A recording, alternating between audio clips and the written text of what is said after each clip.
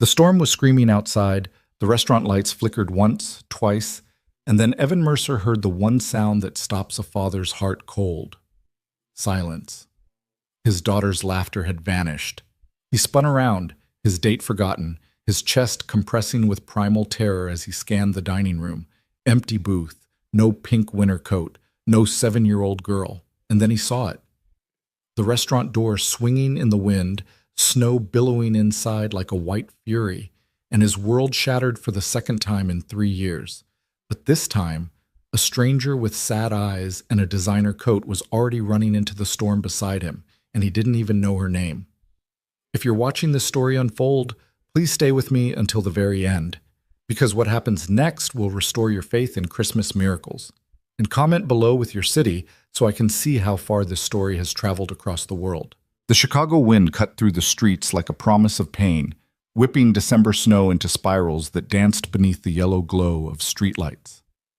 Evan Mercer stood outside Marigold Bistro with his hands shoved deep in his coat pockets, staring at the warm amber light bleeding through the frosted windows, and he wanted nothing more than to turn around and go home.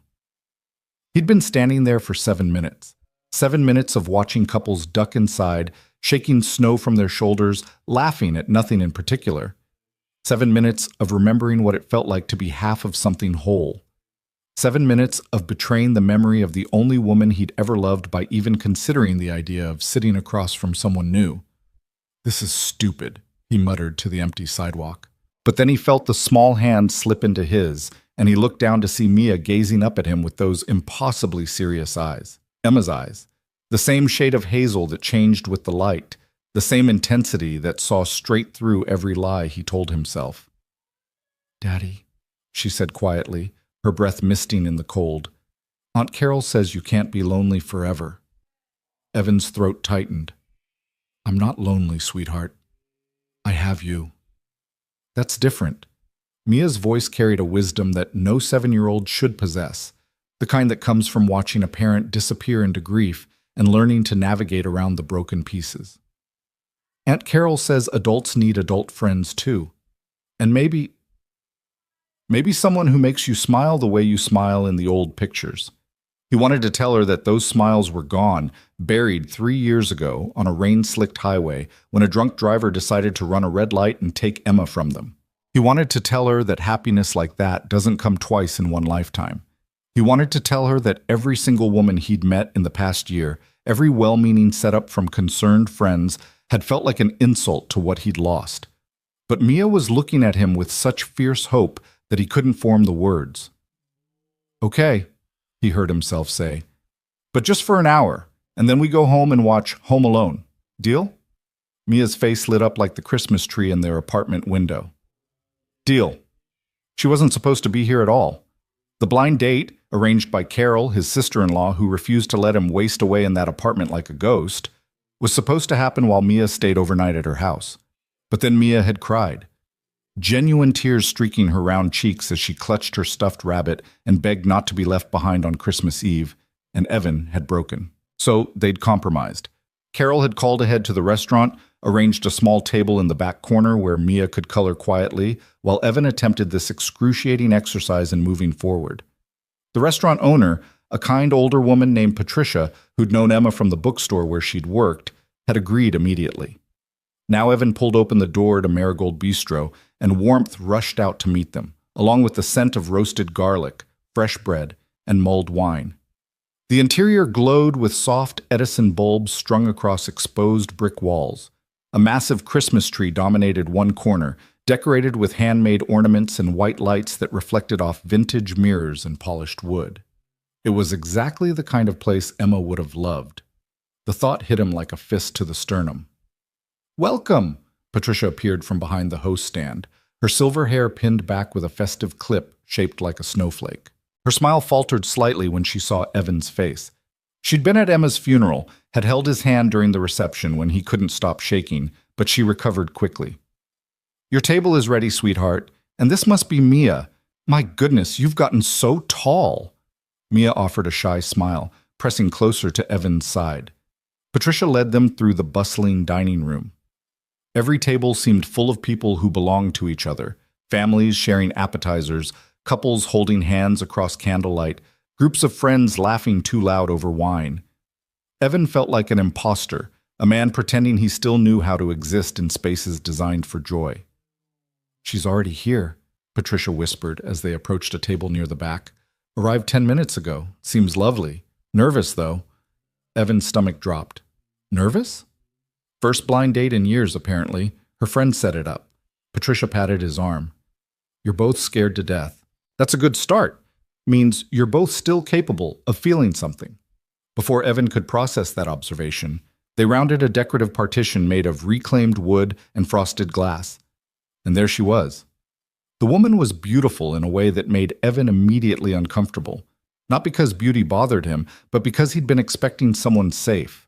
Someone ordinary enough that he could get through this obligation without actually having to confront the fact that other people existed, that life continued, that somewhere underneath the grief he might still be capable of noticing things like the elegant line of a woman's neck or the way light caught in dark hair.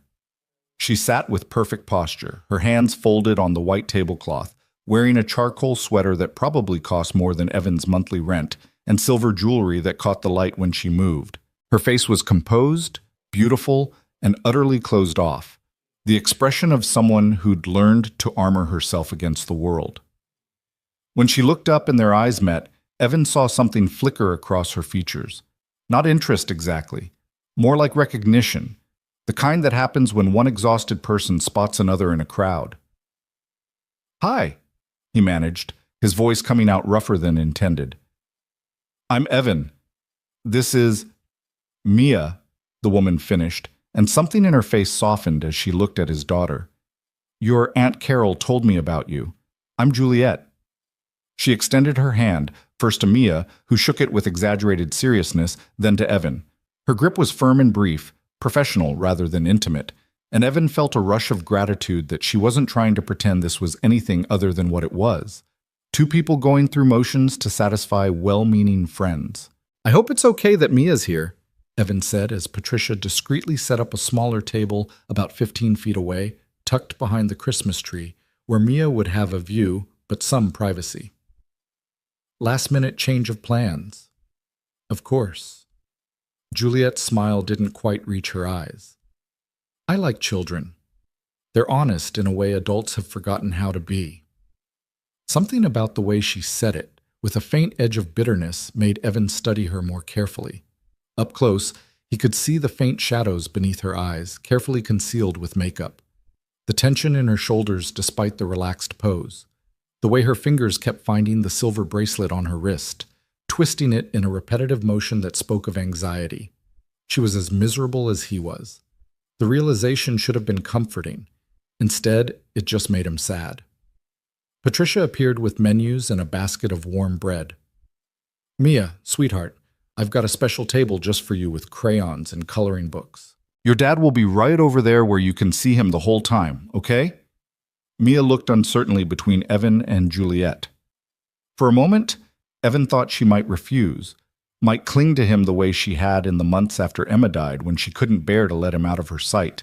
But then she nodded and took Patricia's hand, letting herself be led to the small table behind the decorated tree. Evan watched her go, fighting the urge to follow, to scoop her up and retreat to the safety of their apartment where the world couldn't ask anything of them. "She's lovely," Juliet said quietly, pulling his attention back. "She has your eyes." Her mother's, actually. The words came out before he could stop them, defensive and raw. He watched Juliet's face for the reaction he'd gotten from every other date Carol had forced on him. The uncomfortable sympathy, the awkward scramble to change subjects, the sudden careful distance. But Juliet just nodded, her expression unreadable. "Carol mentioned you lost your wife. I'm sorry. 3 years ago." Evan didn't know why he was offering information, except that silence felt worse. "Car accident, drunk driver." "That's not long enough," Juliet said, and there was something fierce in her voice. "People always say it's been X amount of time, as if grief has an expiration date. It doesn't." Evan stared at her. "No, it doesn't." They sat in uncomfortable understanding for a moment, the noise of the restaurant filling the space between them. Evan could hear Mia's soft voice as Patricia brought her hot chocolate. could see the top of her head bobbing as she colored, safe and occupied. "Your friend who set this up," Evan started, reaching for anything to break the tension. "How long have they been—" A waiter appeared, young and enthusiastic, armed with a wine list and unwavering optimism. "Good evening! Can I start you folks off with something to drink? We have a wonderful mulled wine special for the holiday." "Water," Evan and Juliet said simultaneously. The waiter's smile faltered. "Just water?" "Just water," Juliet confirmed, her tone making it clear the conversation was over. As the waiter retreated, clearly deflated, Juliet met Evan's gaze and he saw the faintest hint of amusement in her eyes. "I hate mulled wine," she said. "It's basically hot fruit punch that makes you dizzy." "Emma loved it," Evan said, then immediately regretted bringing her up again. "Sorry, I'm not good at this." "Neither am I." Juliet picked up a piece of bread, then set it down without eating it. "My friend Simone has been trying to get me to get back out there for 2 years. She means well. They all mean well. But it feels like everyone wants you to move on before you figured out how to keep moving at all," Juliet finished. She twisted the bracelet again. "Yes." Evan felt something ease in his chest. Not comfort, exactly. More like the relief of not having to explain himself. "How long?" he asked quietly. Juliet's jaw tightened. "My sister died 5 years ago. My fiancé—" She paused, seeming to weigh how much truth to offer. "He didn't die.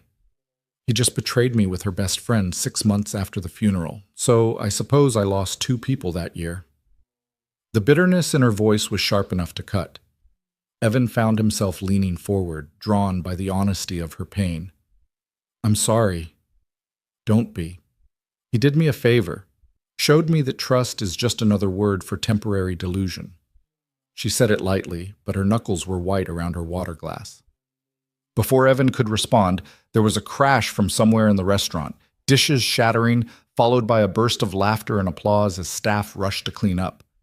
The sound made him flinch, muscle memory from the accident still carved into his nervous system. Every sudden noise was a car colliding with metal, glass breaking, Emma's last breath. "Hey!" Juliet's voice cut through the spiral. "Breathe, it was just plates." Evan realized his hands were shaking. He pressed them flat against the table, embarrassed. "I'm fine." "You're not. Neither am I." Juliet's voice was matter of fact. "That's why we're here, isn't it? 2 broken people going through the motions to satisfy everyone else's narrative about healing." She was right. God, she was exactly right, and Evan didn't know whether to laugh or walk out. "This is a terrible date," he said finally. "The worst," Juliet agreed. "I've been to funerals with better energy." And despite everything, the grief, the discomfort, the profound wrongness of sitting across from someone who wasn't Emma, Evan felt his mouth twitch toward a smile. Should we just call it? Save ourselves the awkwardness of pretending to enjoy overpriced pasta? Juliet considered this, tilting her head slightly. In the candlelight, her features softened, and Evan could see traces of the person she might have been before whatever had broken her. "Probably," she said, "but I already drove through that nightmare storm outside, and I can see your daughter watching us from behind that tree with very serious investment in how this goes. So maybe we could just be honest? No pretending, no performance. Just 2 people having a meal and admitting it's terrible." Evan glanced over at Mia, who was indeed peering around the Christmas tree, her coloring forgotten. When she saw him looking, she waved enthusiastically, her whole face bright with hope. His chest ached. "She thinks this is going to fix me," he said quietly. "Mia." She heard Carol on the phone saying I needed to live again. And now she's convinced that if I just meet the right person, everything will be like it was before. Like we can just replace what we lost. "You can't," Juliet said simply. "No one can replace what you lost. That's not how it works." "I know that, but she's 7. She still believes in magic." "Maybe that's not the worst thing." Juliet's voice was soft. "Believing in something impossible. At least she hasn't given up." The words hung between them, heavy with meaning. Evan studied Juliet's face, the careful makeup that couldn't quite hide the exhaustion, the expensive clothes that armored her against intimacy, the silver bracelet she kept twisting like a talisman against feeling anything real. She had given up. Somewhere along the way, she'd decided that hope was more dangerous than loneliness. He understood that impulse completely. The waiter returned with their water and took their orders with considerably less enthusiasm than before. Evan ordered the first thing he saw, some kind of chicken dish he'd forget immediately.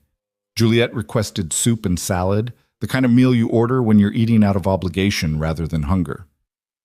When they were alone again, Evan found himself asking, "What was her name? Your sister?" Juliet's hand stilled on the bracelet. For a moment he thought she wouldn't answer. Then quietly, "Sophie. She was 19, freshman in college, meningitis. She had a headache one morning, and by that evening, she was gone." God. Evan didn't have words for that kind of speed, that kind of cruelty. At least with Emma, there had been EMTs, a hospital, a few hours to say goodbye, even though she'd never regained consciousness. Not that it had helped. Not that anything helped. "She was supposed to be home for Christmas that year," Juliet continued, her voice distant. "But she stayed on campus for some party. I was so angry with her. We fought about it on the phone. The last thing I said to her was that she was being selfish." She laughed, but it sounded like breaking glass. "That's what I get to carry forever. Selfish. That was my last word to her." Evan reached across the table before he could think better of it, covering her hand with his. "She knew you loved her." "Did she?" Juliet didn't pull away, but she didn't meet his eyes either. "I spent so much time being the responsible older sister, the one who always had her life together, who always knew better. I don't know if I ever just let her know that she was enough exactly as she was, that she didn't need to be anything other than Sophie." "She knew," Evan said firmly. "Maybe not intellectually, but in the way that matters, in the bones, in the muscle memory of growing up together, she knew. The same way Mia knows I love her even when I'm drowning in grief and barely functional. Love like that doesn't need words." Juliet finally looked at him, and her eyes were bright with unshed tears. "Do you really believe that?" "I have to," Evan said simply. "Otherwise, what's the point of any of it?" They sat like that for a long moment, hands touching across the table, two strangers connected by the specific gravity of loss. Around them, the restaurant continued its Christmas Eve celebration, laughter and clinking glasses and the warm smell of food that tasted like comfort. But in their small corner, time seemed to slow, allowing them space to exist in their brokenness without judgment. Then Mia appeared beside the table, her hands stained with marker and her expression troubled. "Daddy, the crayons are all wrong." Evan blinked, pulling his hand back from Juliet's. "What do you mean, sweetheart?" "The blue isn't the right blue for the sky. It's too dark. It needs to be—" She paused, searching for the word. "More happy." Despite everything, Evan felt warmth bloom in his chest. This was pure Mia, seeing colors in terms of emotions, wanting the world to match some internal vision of how things should be. Emma had been the same way, choosing paint colors for the apartment based on how they felt rather than how they looked. "I'll see if Patricia has other crayons," he started, but Juliet was already standing. "I'll check with the hostess," she offered. "I could use a moment to—" She didn't finish the sentence, but Evan understood. Sometimes you needed to move, to physically step away from intensity before it overwhelmed you. As Juliet walked away, Mia climbed into her abandoned chair and fixed Evan with a serious stare. "Do you like her?" "Mia. Because I think she's sad like you're sad, but different sad. Like maybe if you put different sads together, they make something less sad." Mia's logic was uniquely her own, childlike and yet devastatingly perceptive. "That's not really how it works, sweetie." "How do you know?" Mia challenged. "You haven't tried." Evan didn't have an answer for that. Before he could formulate one, Mia was already scrambling down and heading back to her coloring table. He watched her go, feeling off balance, like the world had tilted slightly and he was still finding his footing. When Juliet returned with a small box of crayons, Patricia had apparently kept art supplies specifically for visiting children. Her composure had been restored. The vulnerability from moments earlier was locked away again behind the professional mask. "She's very observant," Juliet said as she slid back into her seat. "Too observant sometimes. She sees things that adults try to hide. Maybe that's her superpower. Juliet smiled, but it was sad around the edges, seeing the truth underneath all our careful pretending. Their food arrived and they ate in relative silence, occasionally exchanging comments about the quality of the meal or the increasing intensity of the storm outside. Through the restaurant's tall windows, Evan could see snow falling in thick sheets, accumulating rapidly on the sidewalks. Wind rattled the glass, and somewhere in the distance, a car alarm wailed. "It's getting worse out there," Juliet observed, frowning. "Weather reports said light snow." "Chicago weather reports are basically fiction," Evan replied. "You learn to prepare for the opposite of whatever they say." She laughed at that, a real laugh that transformed her face completely. For just a moment, Evan caught a glimpse of who she might be without the weight of grief and betrayal, someone bright, someone capable of joy. Then the moment passed and the armor slid back into place. They were debating whether to order dessert when the restaurant lights flickered once, twice, and then held steady. Around them, conversations paused as people glanced up nervously. Patricia appeared at their table, her expression concerned. "I just checked the weather. That storm has intensified much faster than expected. The city is advising people to stay off the roads for the next several hours. Power outages reported in 3 neighborhoods already." Evan's stomach dropped. He twisted in his seat to look at Mia, who was still coloring peacefully, oblivious to the developing situation. "How bad is it?" "Bad enough that I'm going to start offering free coffee and hot chocolate to anyone who needs to wait it out here. The last thing we need is people trying to drive in whiteout conditions." Patricia's eyes were kind but firm. "You're welcome to stay as long as you need, both of you." As she moved away to inform other diners, Evan pulled out his phone. The screen lit up with multiple emergency alerts, blizzard warning, travel advisory, power outage reports spreading across the city. He pulled up the traffic cameras, and what he saw made his chest tighten. The streets were nearly invisible beneath swirling snow, visibility reduced to a few feet. "We're stuck here," he said, more to himself than Juliet. "I need to call my office." Juliet was already dialing, her voice shifting into the professional tone of someone used to managing crises. "I had a presentation scheduled for tomorrow morning. Yes, Simone, it's me. Listen, I'm not going to make it home tonight. The storm. No, I'm fine. I'm at a restaurant. Yes, the blind date. Can you call Robert and push the presentation to Monday?" While she handled logistics, Evan texted Carol to let her know the situation. Her response was immediate and predictable. "Good. Maybe the universe is forcing you to actually spend time with someone. Be safe." "Mia, okay?" "She's fine," he typed back. "And this isn't the universe, it's just bad weather. Same difference. Love you." He pocketed the phone and looked up to find Juliet watching him. "Everything okay?" she asked. "My sister-in-law thinks the storm is cosmic intervention designed to force me into human connection. My best friend thinks I need to open my heart to possibility." Juliet's tone was dry. "Apparently our friends have all read the same self-help book about grief. The one where they skip the part about how moving on feels like betrayal? That's the one." She smiled, and this time it reached her eyes. "I'm starting to think we're the only sane people in our respective social circles. Or the only broken ones. Maybe there's no difference." They were both laughing when Mia appeared again, but this time her expression was different. Not the troubled look from before, but something stranger, excited, determined. "Daddy," she said, tugging on his sleeve. "I need to tell you something important." "What is it, sweetheart?" Mia glanced at Juliet, then back to Evan, then leaned in close to whisper in his ear. Her breath was warm against his skin, her small hands gripping his shoulders for balance. And then she said the words that would change everything. "She's the one, Daddy." Evan pulled back, stunned.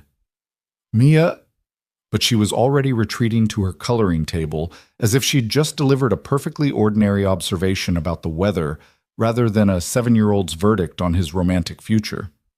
Juliet was watching him with curious eyes. "What did she say?" Evan felt heat creep up his neck. "How did you explain to a stranger that your daughter had just declared her the one based on approximately 45 minutes of observation?" "Just kid stuff. Nothing important." But Juliet's expression suggested she knew he was lying.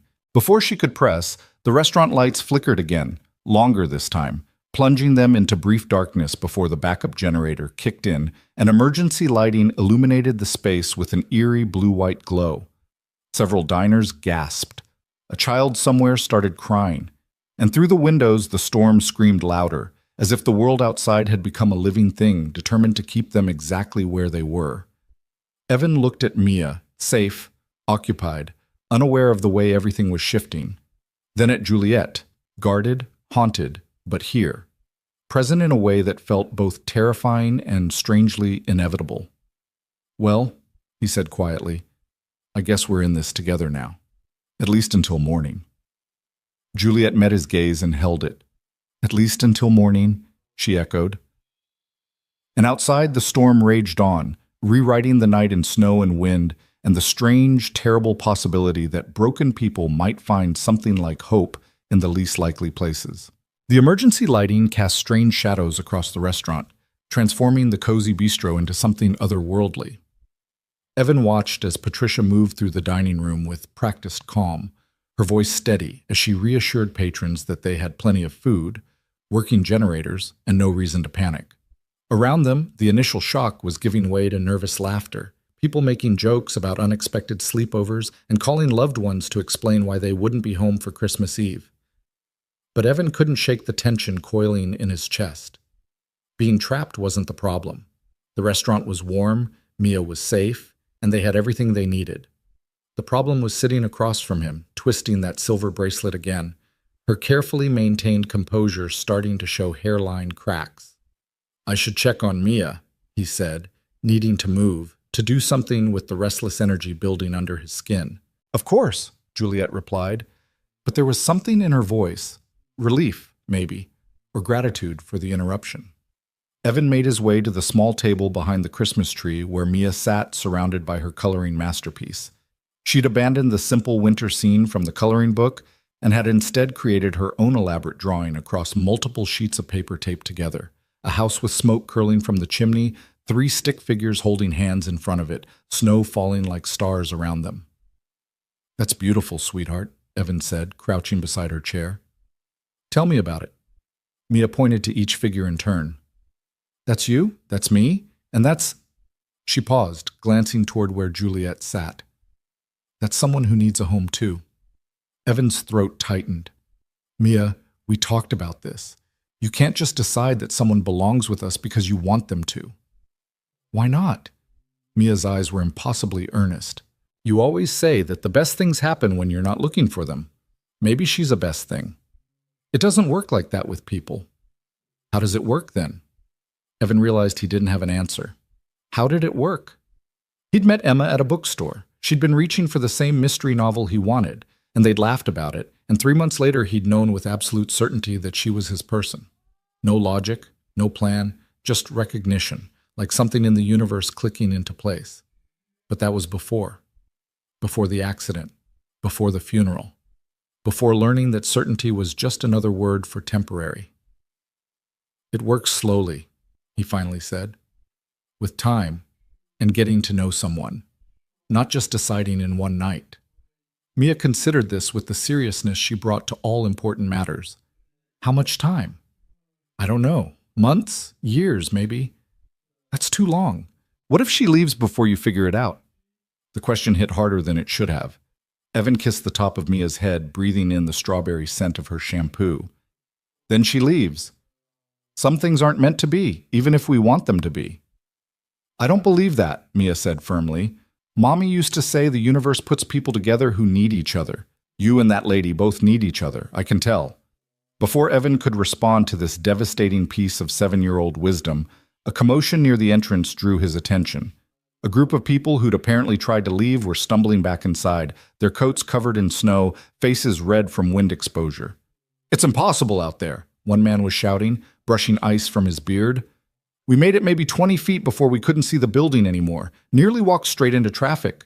Patricia was already moving toward them with towels and hot drinks. "I told you folks to wait." This is exactly why the city issued the advisory. The restaurant's atmosphere shifted from inconvenienced to genuinely concerned. People pulled out phones, checking weather updates, calling family members. The volume rose as multiple conversations competed for space. Evan heard fragments. Stuck here overnight. Power's out in Lincoln Park. They're saying it might not clear until morning. He glanced back at Juliet, who was staring out the window with an expression he couldn't quite read. Not fear exactly, more like calculation, as if she was measuring the storm against some internal metric and finding it wanting. When he returned to their table, she didn't look at him right away. "I hate being trapped," she said quietly. "Hate not having control over when I can leave, where I can go. It's—" She stopped, pressing her lips together. "Triggering," Evan offered. "That's the therapy word for it, yes." A bitter smile. "After Sophie died, I developed this thing about exits. Always knowing where they are, always having a plan to leave any situation. My therapist says it's about control. If I can always escape, then nothing can hurt me the way that hurt me." Evan understood that impulse more than he cared to admit. "Does it work?" "No, it just makes you lonely." She finally met his eyes. "And exhausted. It's exhausting, constantly preparing to run." Before Evan could respond, the lights flickered again. And this time, they didn't come back on. The emergency lighting held for a moment, then that too died, plunging the restaurant into complete darkness broken only by the faint glow of phone screens and the Christmas tree lights, which apparently ran on a separate battery backup. Someone screamed. Multiple people gasped. Evan's hand instinctively reached for his phone, using its flashlight to cut through the darkness, his heart hammering as he turned toward Mia's table. But the Christmas tree lights were enough to see by, and Mia was right where she'd been, looking around with wide eyes, but no panic. "Daddy?" "I'm here, baby. I'm right here," Patricia's voice cut through the rising anxiety. "Everyone, please stay calm. We have battery-powered lanterns, and I'm going to distribute them now. The backup generator should kick in shortly." "We've been through this before." Restaurant staff moved efficiently through the darkness, lighting candles on tables, distributing the promised lanterns. Within minutes, the space was transformed into something almost magical, soft golden light dancing off the walls, shadows gentle rather than threatening. The modern bistro had become something older, more intimate, like a gathering place from a different century when people knew how to exist together in darkness. Evan returned to Mia, helping her gather her coloring supplies. "I think you should sit with me now, sweetheart, just until the lights come back." Mia nodded, clutching her drawing. Together they made their way back to the main table where Juliet waited, illuminated by a single candle that carved elegant shadows across her face. "Room for one more?" Evan asked. "Of course." Juliet shifted to make space, and Mia immediately climbed into the booth beside her, spreading her drawing on the table with pride. "I made this," she announced. "It's a home for people who need one." Juliet studied the drawing with genuine attention, not the performative interest adults often showed children's art. "These are snowflakes?" she asked, pointing to the stars Mia had drawn. "Snow stars," Mia corrected, "because snow is made of stars, just frozen ones that fell down." "That's beautiful," Juliet said, and her voice carried something fragile. "Did you know my sister used to say something similar? She said every snowflake was a wish someone made that turned solid so it could travel to the person who needed it most." Mia's eyes went wide. "Your sister was smart." "The smartest." Juliet's smile was painful to witness. "She would have liked you." Evan watched them together, his daughter and this stranger who felt less strange with every passing hour, and felt something shift in his chest. Not opening, exactly, more like cracking. The first movement of ice that's been frozen solid for too long. Around them, the restaurant had settled into an uneasy but manageable calm. People were sharing tables, strangers becoming temporary communities. Patricia and her staff moved through the room offering hot chocolate, coffee, whatever comfort they could provide. Someone near the bar had started playing Christmas music on their phone, volume low, and the familiar melodies added to the surreal intimacy of the situation. "How long do you think we'll be stuck here?" Juliet asked, watching the snow continue its relentless assault on the windows. "Based on how fast it's accumulating, could be hours. Maybe until dawn." Evan ran a hand through his hair. "I'm sorry, this isn't exactly the evening either of us signed up for." "No," Juliet agreed, "but I'm starting to think the evening we signed up for would have been worse. At least this is honest. No pretending, No performance. Just survival. Mia looked up from her drawing. Why do adults always talk about pretending? Don't you get tired of not being real? The question landed in the silence between them like a stone in still water, sending ripples outward. Evan and Juliet exchanged glances, and he saw his own discomfort reflected in her expression. Yes, Juliet finally said. I get very, very tired of it. Then why do you do it? Because being real hurts. And sometimes pretending is easier than feeling everything all at once. Mia absorbed this with the gravity it deserved. Then, with the kind of logic only children possessed, she said, "But if you're always pretending, how do you know when something real happens? You might miss it because you're too busy being fake." Evan felt the words hit him like a physical blow. Out of the mouths of babes, Emma used to say. Children see the truth we're too scared to acknowledge. Juliet's hands had stilled on the bracelet.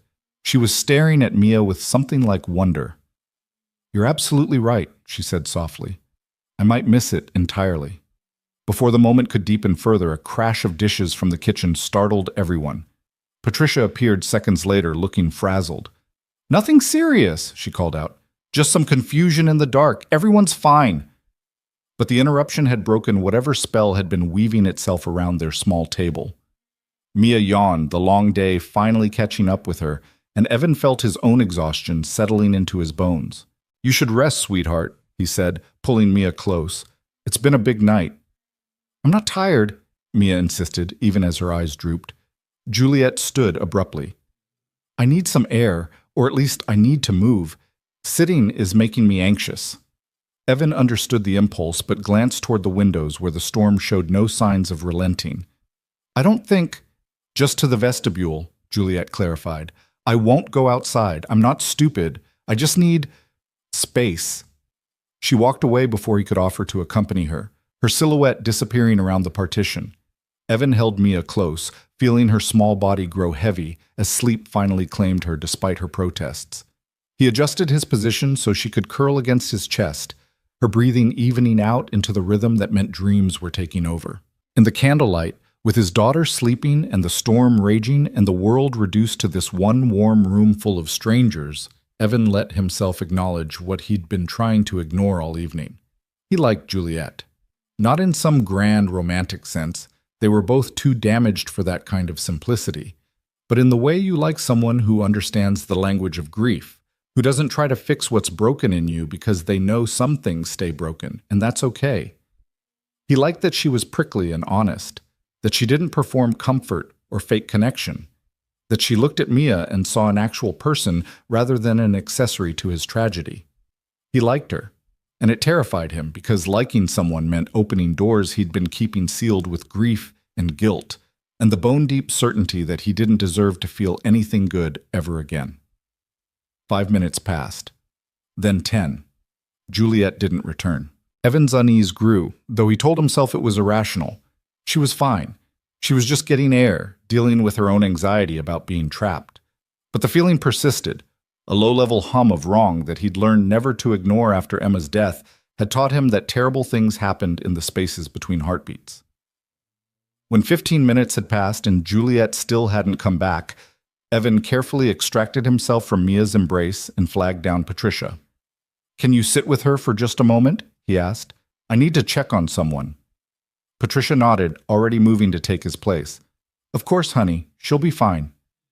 Evan made his way through the dimly lit restaurant toward the entrance, passing tables of people who'd given up on leaving and were settling in for a long night. The temperature dropped noticeably as he approached the vestibule, the double doors doing little to keep out the cold that seeped through every crack. He expected to find Juliet standing by the windows, maybe on her phone, giving herself the distance she'd needed, but the vestibule was empty. Evan's heart kicked into a higher rhythm. He checked the bathroom. Empty. Checked the small waiting area. Empty. His mind tried to supply rational explanations even as fear started climbing his spine. Maybe she'd gone to the kitchen to ask Patricia something. Maybe she'd found a quiet corner somewhere else in the restaurant. But when he pushed open the inner door and saw the outer door slightly ajar, snow swirling in through the gap, rational thought vanished entirely. "No," he breathed. "No, no, no." He grabbed his coat from where Patricia had hung it, shoving his arms through the sleeves as he pushed through the door into the howling violence of the storm. The cold hit him like a fist, wind so strong it nearly knocked him backward. Snow stung his exposed skin, and within seconds his face was numb, visibility reduced to a few feet of white chaos. "Juliet!" he screamed, but the wind ate his voice. "Juliet!" He couldn't see her, couldn't see anything, just snow and darkness, and the kind of cold that killed people who got lost in it. Panic clawed at his throat, the same panic from 3 years ago, standing in a hospital corridor while doctors told him there was nothing they could do, that Emma was already gone, that sometimes accidents happen too fast for medicine or prayer or love to matter. "Juliet!" He took 3 steps forward, then 5, hand outstretched as if he could somehow grab her from the void.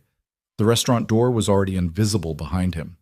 He was losing his orientation, the storm a living entity determined to separate him from anything solid or real. And then he heard it, a voice, faint but there, calling back. "Help! Help!" Evan plunged toward the sound, his boots sliding on ice he couldn't see.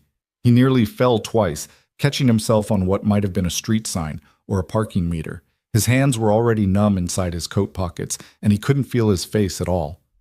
"Keep talking," he shouted. "I'm coming. Just keep—" He nearly tripped over her. Juliet was on the ground, half buried in a drift of snow, her expensive coat soaked through and offering no protection against the storm.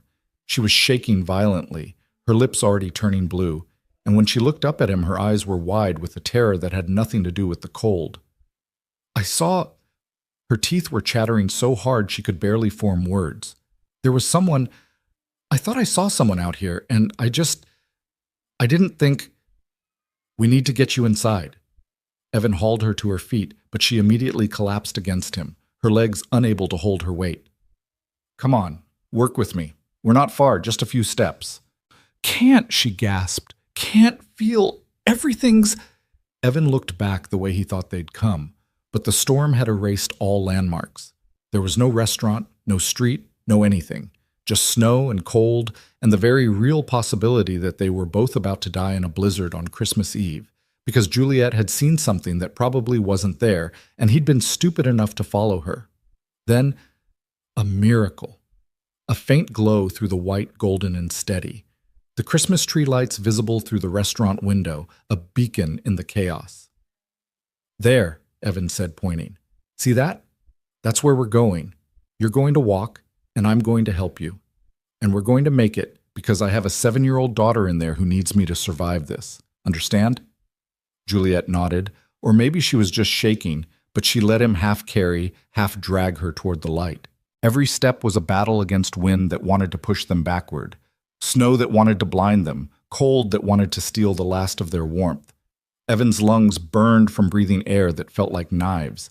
His hands had gone completely numb, and he couldn't tell anymore if he was holding on to Juliet or if she was holding on to him. But the light grew stronger, and stronger still. And then suddenly there were hands pulling them forward, Patricia's voice shouting orders, the blessed warmth of the restaurant interior swallowing them whole. Evan collapsed just inside the door, his body shaking so violently he couldn't control it. Someone threw blankets over him, but he pushed them aside. "Juliet, where—" "She's here," Patricia said firmly. "She's okay. You're both okay. Just breathe, honey. Just breathe." Evan managed to focus his vision enough to see Juliet sitting on the floor a few feet away, surrounded by people wrapping her in blankets, removing her soaked coat, pressing hot drinks into her shaking hands. Her face was still pale, her lips still blue, but she was conscious and moving and alive. "What the hell were you thinking?" The words came out harsher than Evan intended, fear transmuting instantly to anger. "You could have died out there. You could have—" "I know." Juliet's voice broke. "I know, okay? I saw something moving out there and I reacted without thinking. I thought someone was in trouble. I thought—" She stopped, wrapping her arms around herself. "I'm sorry. I'm so sorry." The fight drained out of Evan as quickly as it had come. She'd done the same thing he had, seen someone potentially in danger and run toward it without calculating the risk. It was stupid and brave and fundamentally human, and he couldn't be angry at her for it because he'd made the exact same choice. "It's okay," he said, his voice gentler now. We're okay. That's what matters. Your daughter, Juliet whispered, and there was anguish in her voice. What if you died out there? What if I... But I didn't. We didn't. Evan met her eyes across the small distance. We're here. Patricia appeared with more blankets and insisted they both sit by the fireplace she'd somehow gotten working despite the power outage. Someone brought hot chocolate spiked with whiskey, and Evan didn't even consider protesting as he drank it, feeling warmth slowly return to his extremities. Mia was still asleep at their original table, Patricia's teenage daughter watching over her. Seeing her safe, undisturbed by the drama that had just unfolded, made something in Evan's chest loosen. Juliet sat beside him on the floor, wrapped in what looked like every spare blanket the restaurant possessed. Her hair was wet and tangled, her makeup completely gone, and she looked younger somehow, more vulnerable. The armor had been stripped away by the storm, leaving only the person underneath. I have anxiety, she said suddenly, staring into the fire. Not just general worry, clinical anxiety, PTSD from Sophie's death. My therapist says I have hypervigilance. I'm constantly scanning for threats, constantly waiting for the next terrible thing. So when I looked out that window and saw movement, my brain just decided someone was in danger, and I had to save them. Had to, because I couldn't save Sophie, couldn't save anything that actually mattered. Evan didn't know what to say to that level of honesty. He settled for the truth. I understand. After Emma died, every time Mia was out of my sight for more than 10 seconds, I'd panic. Still do, sometimes. Like the universe is just waiting for another chance to take someone I love. Does it get better? I don't know. It's been 3 years and I'm still terrified all the time. But maybe... He paused, considering. Maybe the fear isn't the problem. Maybe trying to avoid it is what makes us do stupid things like run into blizzards. Juliet laughed, but it was wet with tears. So what? We just live in terror forever? That's the answer? No. We just stop pretending we're not terrified. We acknowledge it, and then we do the things that matter anyway. He turned to look at her. You ran out there because you thought someone needed help. That wasn't your trauma acting. That was you being brave. They're not always easy to tell apart. She was crying now, silent tears cutting tracks through what remained of her makeup. I haven't cried in front of anyone in 5 years, she said. Not at Sophie's funeral. Not when my fiancé left. Not in therapy. I just stopped being able to. Maybe you just needed permission. Evan reached out carefully, giving her time to pull away, and took her hand. Her fingers were still ice cold, but they gripped his with surprising strength. You don't have to keep it together right now. The storm already took your armor. Might as well let it take the rest. So she cried. Not delicate, pretty tears, but deep, wrenching sobs that shook her entire body. And Evan just held her hand and let her, because he knew from experience that sometimes the only thing that helped was having someone witness your breaking and not try to fix it. Around them, the restaurant continued its strange Christmas Eve vigil. People were settling in for the night, making beds out of booth cushions, sharing food and stories, creating temporary family out of necessity. The storm raged outside, but inside there was warmth and light and the particular intimacy that comes from shared survival. When Juliet finally stopped crying, she didn't pull away immediately. They sat there on the floor by the fireplace, shoulders touching, watching the flames dance while the world tried to freeze itself solid outside. Thank you, she said quietly, for coming after me. Thank you for not dying, Evan replied. It would have really ruined the date. She laughed, surprised out of her. This is without question the worst date in the history of dates. Or the best, Evan countered. At least we'll never forget it. Fair point. She finally looked at him, and her eyes were red but clear. Your daughter was right, you know, earlier, when she said we're both sad in the same way. Different sads that might make something less sad. Mia has a concerning habit of being right about emotional things she has no business understanding. Maybe she just sees clearly because she hasn't learned yet how to lie to herself. Juliet squeezed his hand once before letting go. I should check on her, make sure she's still sleeping, and apologize for nearly getting her father killed. She doesn't know what happened. She'll just be happy you're okay. They stood together, steadier now, and made their way back to where Mia slept. Patricia's daughter smiled and slipped away, returning to help her mother with the other stranded patrons. Mia hadn't moved, her face peaceful in sleep, one hand still resting on her drawing of the house with 3 figures. Juliet stared at that drawing for a long moment. Then, so quietly Evan almost missed it, she whispered, "What if she's right? What if we are supposed to find each other?" Evan's heart stuttered. He wanted to say something profound, something that would capture the impossibility of this night, the storm, and the near death, and the strange, fragile connection forming between them.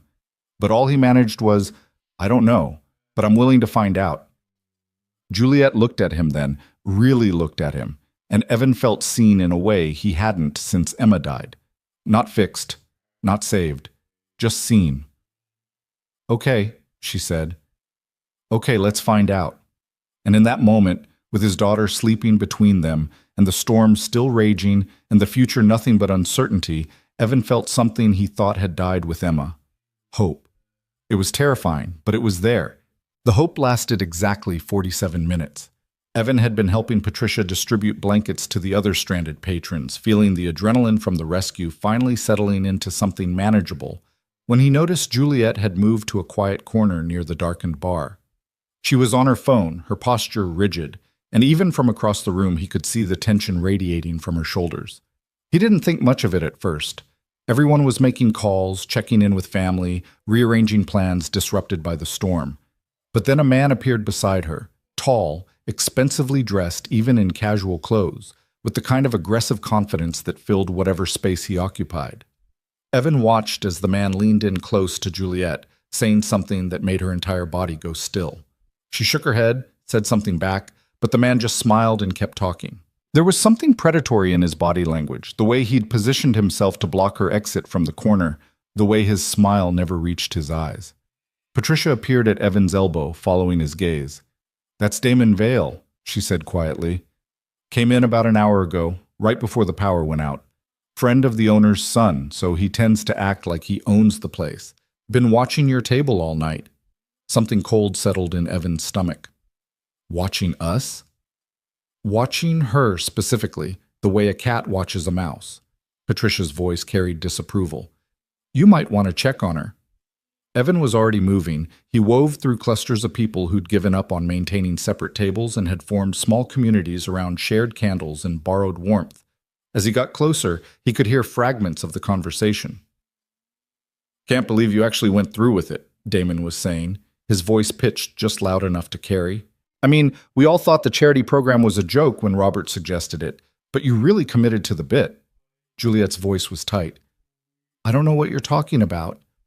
"Oh, come on, Jules. Don't play coy. The whole office knows about Robert's little social experiment, pairing executives with, how did he put it, less privileged matches to teach us humility during the holidays." Damon's laugh was sharp enough to cut. "Though I have to admit you're really selling it.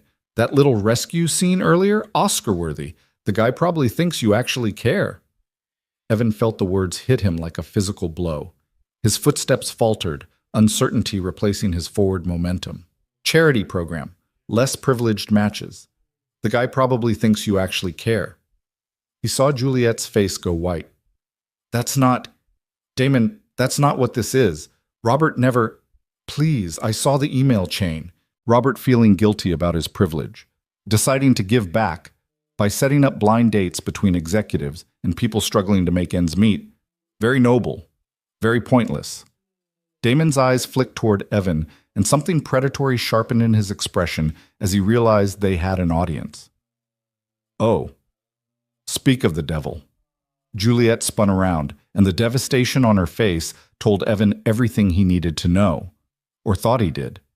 Every insecurity he'd been carrying about not being successful enough, educated enough, wealthy enough to deserve happiness again, crystallized into certainty.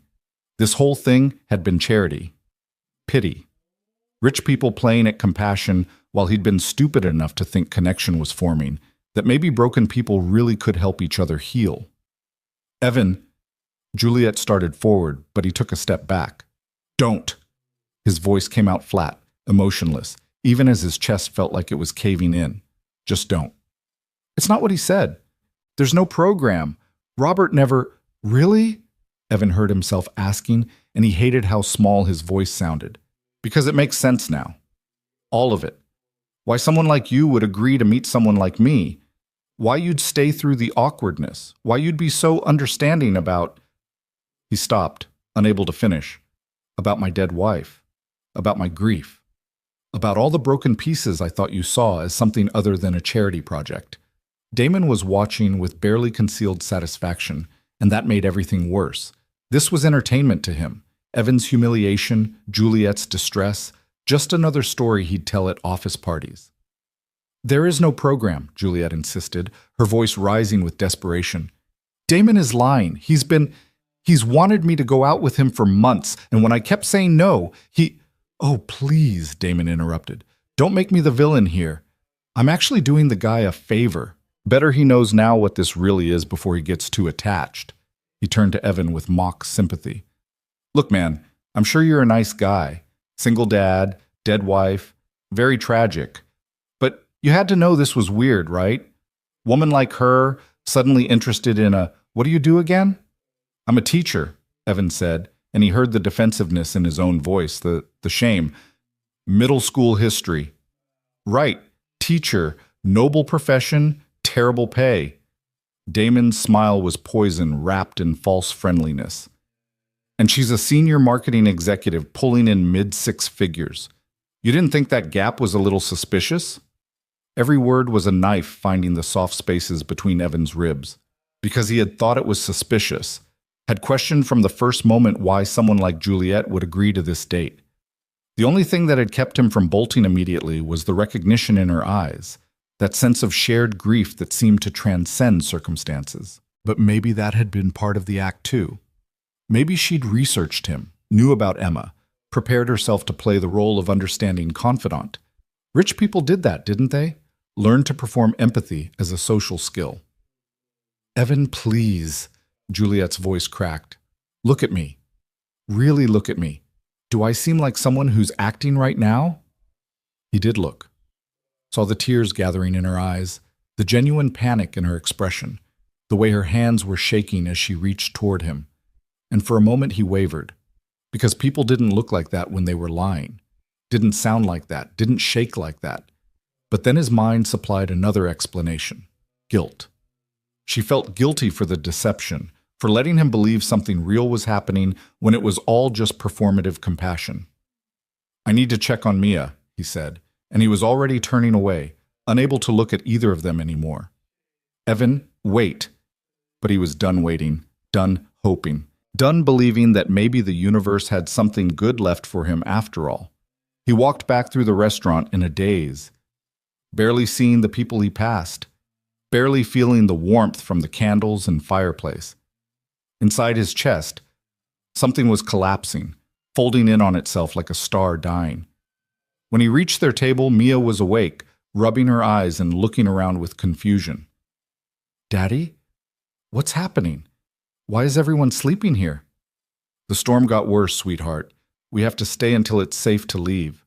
His voice sounded normal somehow, even though he felt like he was falling apart.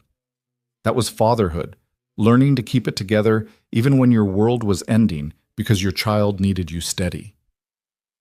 Where's Juliet? The name hurt to hear. She's talking to someone. Is she coming back? Mia's eyes were too perceptive, seeing through his careful neutrality. You look sad again, Daddy. Did something bad happen? No, baby, nothing bad. He pulled her close, breathing in the strawberry scent of her hair, letting her solid realness anchor him.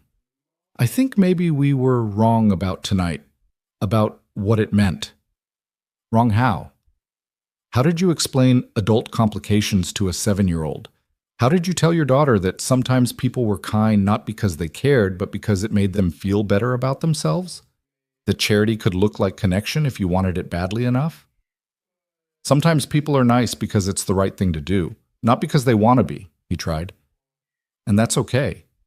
It's still nice, but it's different from really caring, Mia finished, and the disappointment in her voice nearly broke him. So she doesn't really care? She was just being polite? I don't know, sweetheart. He stopped because Juliet was there suddenly, standing at the edge of their table with an expression that made her look like she'd been running, though he knew she'd only walked across the restaurant. Can we talk? She asked quietly. Please, just 5 minutes. I don't think 5 minutes, she repeated. And if you still want me to leave you alone after that, I will. I'll go sit on the other side of the restaurant and you'll never have to look at me again. But please, Evan, let me explain. Mia was watching both of them with wide, anxious eyes. Evan didn't want to do this in front of her, didn't want her to witness whatever conversation was about to happen. But Patricia was already there, offering to take Mia to the kitchen to help make hot chocolate for the other stranded families. And Mia went willingly, though she kept looking back over her shoulder with worry etched across her small face. When they were alone, Juliet slid into the booth across from him. Up close, he could see she'd been crying again, mascara smudged beneath her eyes, her careful composure completely shattered. There is no charity program, she said, speaking quickly as if afraid he'd interrupt. Damon made that up. He's had this obsession with me for months, showing up at my office, sending flowers, asking me out constantly, even though I've made it clear I'm not interested. And when he found out about tonight, my friend Simone accidentally mentioned it at work, he came here specifically to sabotage it. Evan wanted to believe her. God, he wanted to believe her so badly it physically hurt. But the words Damon had used kept echoing in his mind. Less privileged matches, teaching us humility. The guy probably thinks you actually care. Why would he do that? He asked, and he could hear the skepticism in his own voice. Because he's petty and vindictive and he doesn't like being told no. Juliet's hands were flat on the table, palms down, as if she was trying to ground herself. He thought if he could ruin this, if he could make me miserable enough, I'd eventually give in and go out with him instead. It's twisted logic, but that's who he is. So there's no email chain, no program? No. You can check my phone if you want. You can call my friend Simone right now and ask her. This date was her idea because she's been worried about me, because I haven't let anyone get close in 5 years, because she thought maybe if I met someone who understood grief. Her voice broke. She set this up because she cares about me, not because of some corporate initiative. Evan studied her face, looking for tells, for the kinds of micro-expressions that indicated lying. He'd gotten good at reading people after Emma died. When everyone had opinions about how he should grieve, when distant relatives came out of nowhere with advice and judgment, he'd learned to spot the difference between genuine concern and performance. Juliet looked terrified, desperate, but not dishonest. Okay, he said slowly. Let's say I believe you about the program. Let's say Damon was lying. That still doesn't change the fact that there's a massive gap between our lives. You're successful, wealthy, educated, and you think that matters? Juliet leaned forward, intensity blazing in her eyes. You think I give a damn about any of that? Evan, I've dated successful men, rich men, men who looked perfect on paper and made my friends jealous. And every single one of them ran the moment things got difficult.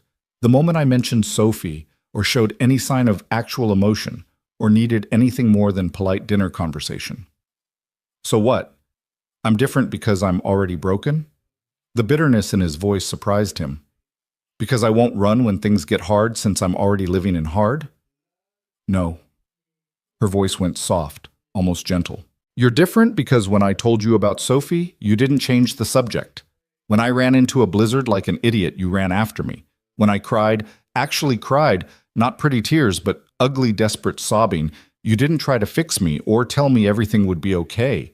You just held my hand and let me break. The words hit him in the chest, finding all the places Damon's cruelty had bruised. Juliet, and yes, there's a gap in our circumstances. I have money you don't have. I went to schools you couldn't afford. I wear clothes that cost more than they should, and I live in an apartment that's too big for one person. But none of that has made me happy. None of it protected me when Sophie died, or when my fiancé betrayed me, or when I spent 5 years waking up every morning wondering if it was worth getting out of bed. Her eyes were bright with tears again. The only time I've felt anything real in years was tonight, sitting across from you, being honest about how broken we both are. Evan's throat was tight. He wanted to believe her so badly that it scared him, that level of want, because wanting meant vulnerability, and vulnerability meant the universe could hurt him again. How do I know you're telling the truth? He asked, and he hated how small his voice sounded. How do I know this isn't just another story, another performance? You don't, Juliet admitted. You just have to decide whether to trust me or not. And I know that's asking a lot. I know trust is the hardest thing in the world when you've lost someone you loved, but I'm asking anyway. She paused, her expression shifting to something raw and unguarded.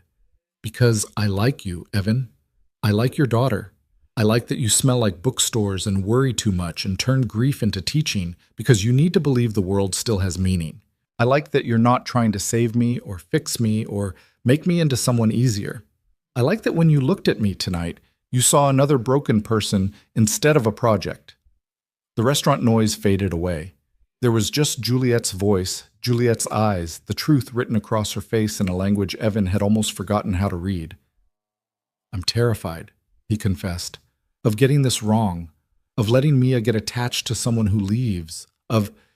He stopped, swallowing hard, of betraying Emma's memory by feeling something for someone else.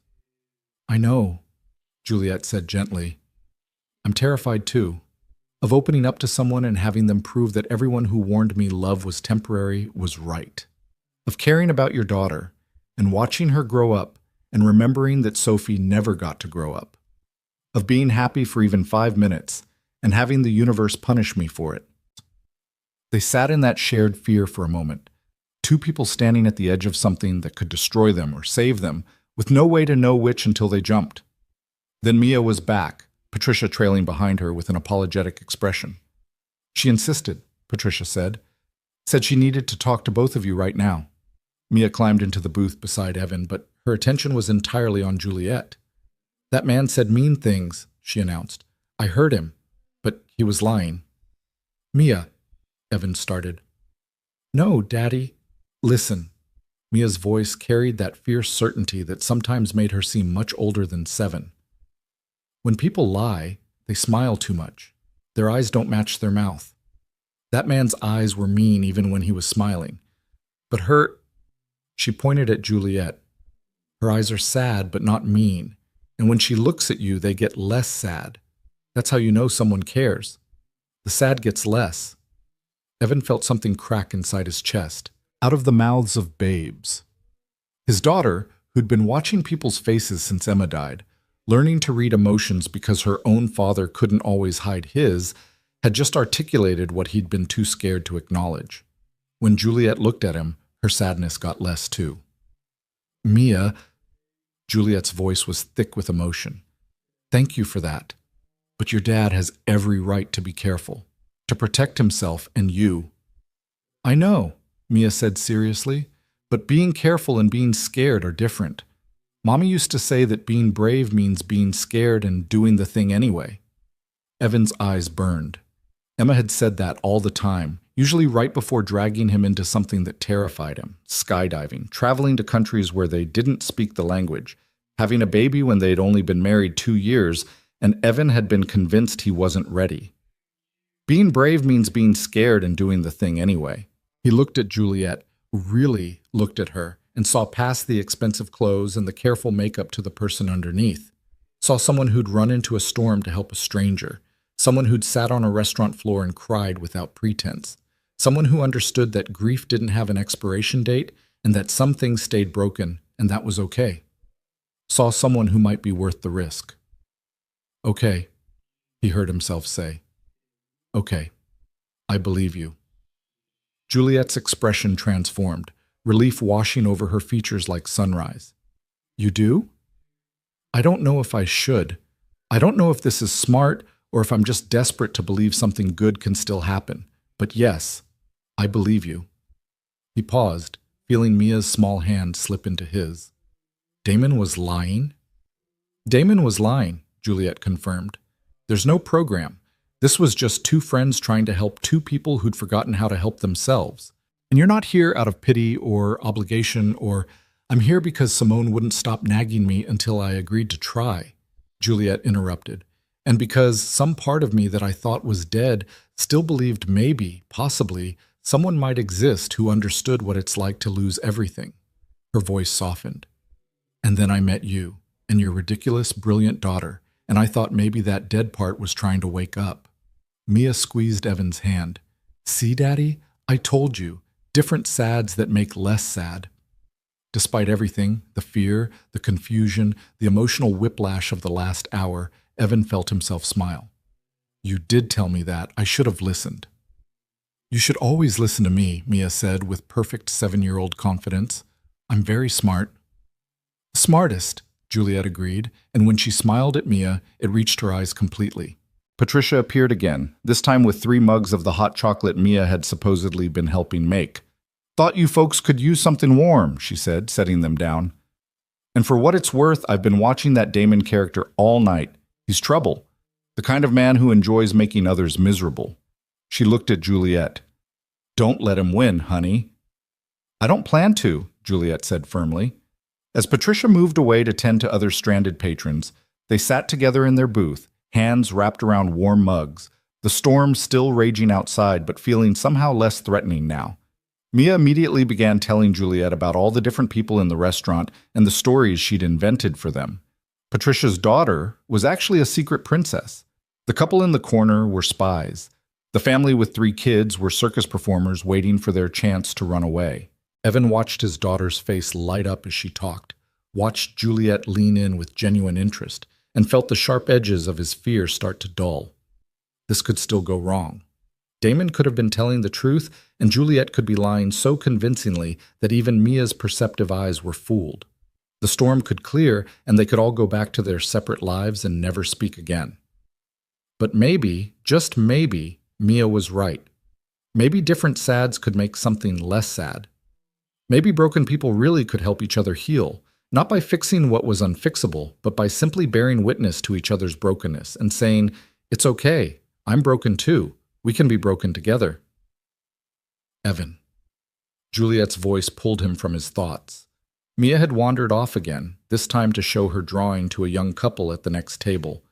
I want you to know something, whether this, she gestured between them, becomes anything or not, tonight mattered to me. You mattered to me. For the first time in 5 years, I felt like I could breathe without it hurting. I know what you mean, Evan said quietly. I've been holding my breath for 3 years, waiting for the other shoe to drop, waiting for the universe to finish what it started when it took Emma. He paused, choosing his words carefully. Tonight, with you, I forgot to hold my breath. I just breathed, and it didn't hurt as much as I thought it would. So what do we do now? Juliet asked. Where does this go? Evan glanced out the window at the storm, then back at her. I don't know, maybe nowhere. Maybe we leave here tomorrow and realize this was just one strange night born out of unusual circumstances. Or maybe we're brave, Juliet finished. Scared and brave at the same time. Maybe, Evan agreed. They sat in that maybe for a long moment, neither reaching for certainty, both understanding that some things couldn't be rushed or forced or decided in a single night. The storm would clear eventually, morning would come, and then they'd have to figure out if what happened here could survive in the ordinary world. But for now, on this strange Christmas Eve with snow falling like stars, and a restaurant full of strangers becoming temporary family, they chose to sit together, to breathe together, to let themselves imagine that maybe, just maybe, broken people could build something new from the pieces, even if they didn't know yet what that something would look like. The storm showed no signs of weakening as midnight approached, and the restaurant had fully transformed into an impromptu shelter. Patricia and her staff had given up any pretense of running a business and were simply focused on keeping people comfortable and fed. Booth cushions became makeshift beds. Tablecloths served as blankets. The fireplace burned steadily, fed by wood. Patricia's son kept bringing in from the storage room. Evan watched Mia finally succumb to exhaustion again, her head resting against his shoulder, her breathing evening out into the rhythm of deep sleep. Across from him, Juliet sat with her hands wrapped around a mug of coffee that had long since gone cold, her eyes distant but not closed off, not armored the way they'd been at the start of the evening. She's resilient, Juliet said quietly, nodding toward Mia. After everything she's been through, she still believes in happy endings. I don't know if that's resilience or just that she's too young to know better, Evan replied. He adjusted Mia's weight against him, careful not to wake her. Sometimes I worry that I failed her, that I've been so consumed by grief that I've taught her the world is a dangerous place where good things don't last. But she's not afraid, Juliet observed. Look at her. She ran up to me tonight, a complete stranger, and decided I belonged in her life. That takes courage, not fear. Or naivety. Maybe they're the same thing at 7. Juliet smiled, but it was tinged with sadness. Sophie was like that too, fearless in ways I never was. She'd make friends with anyone, trust people instantly, believe the best about the world, even when the world didn't deserve it. Her voice caught. I used to think it would get her hurt someday. Turns out the thing that hurt her had nothing to do with trust or naivety, just bad luck and bacteria. Evan heard the weight in those words, the particular guilt of surviving when someone you loved didn't. He knew that guilt intimately, carried it in his bones. The guilt of being in the grocery store with Mia when Emma drove to pick up a prescription. The guilt of not insisting she wait until morning, of not offering to go himself, of the 1,000 small decisions that added up to her being in that intersection at the exact moment a drunk driver ran a red light.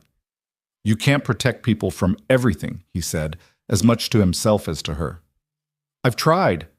God knows I've tried with Mia, but the universe doesn't care about how vigilant you are or how many precautions you take. So what's the point then? Juliet's question was genuine, not rhetorical. If we can't protect the people we love, if everything can be taken away in an instant, why risk loving anyone at all?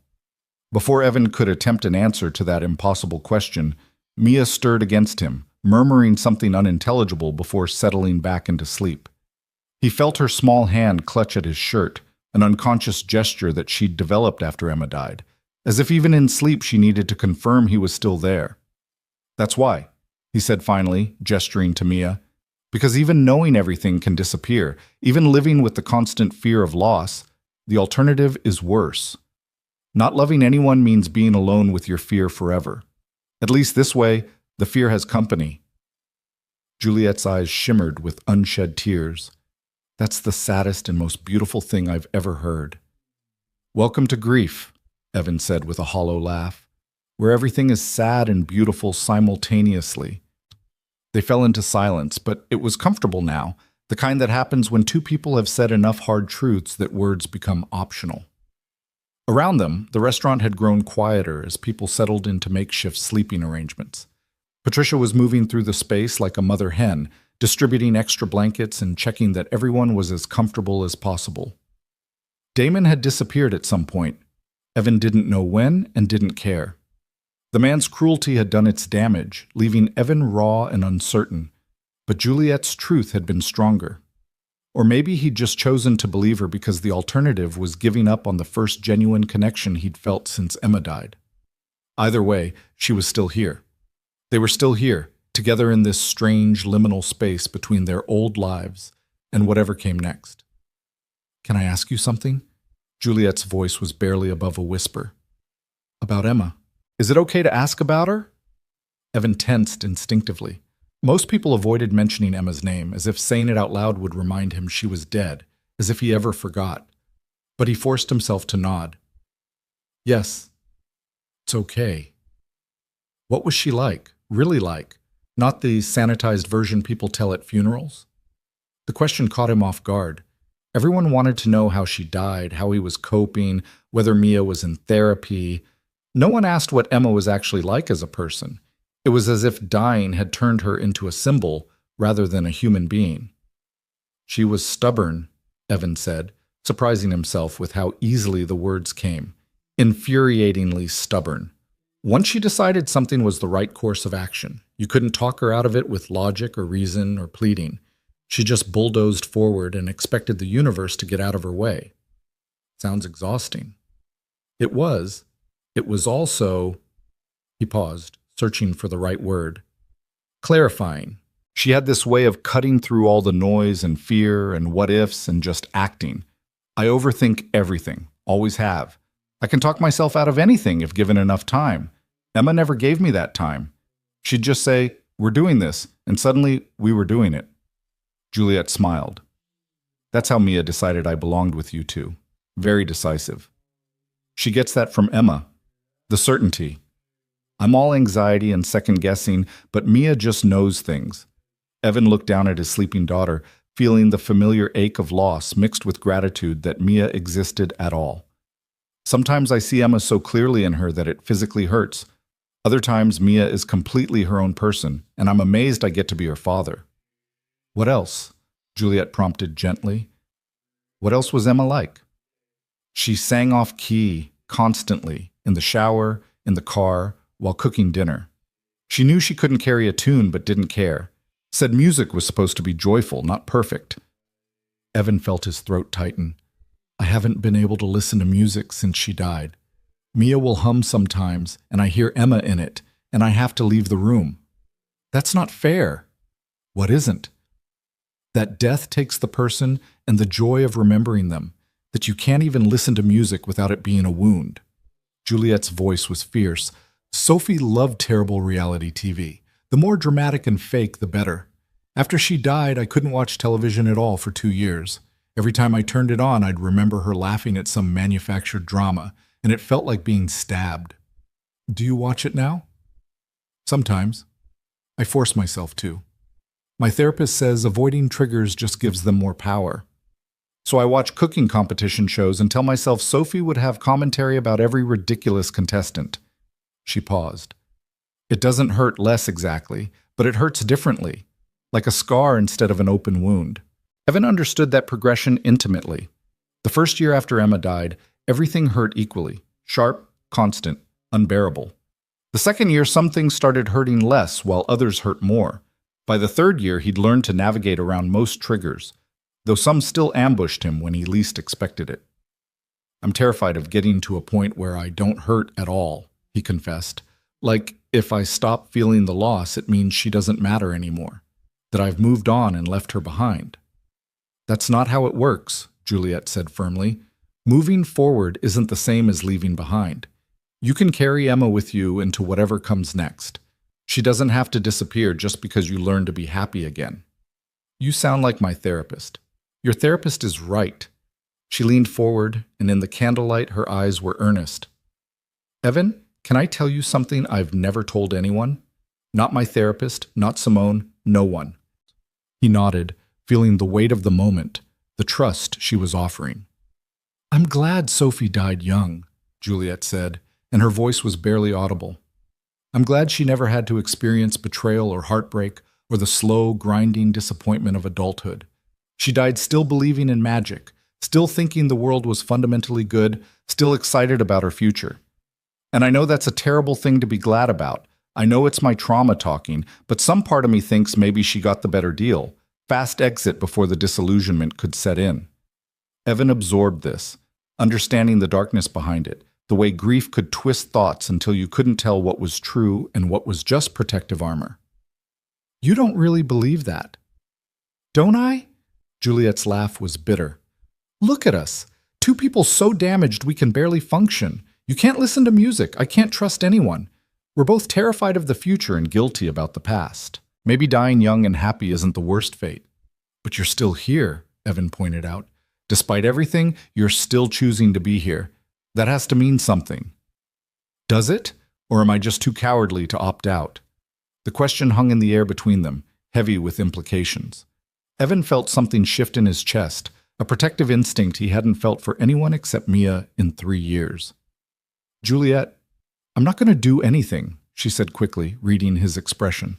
I'm not suicidal, if that's what you're worried about.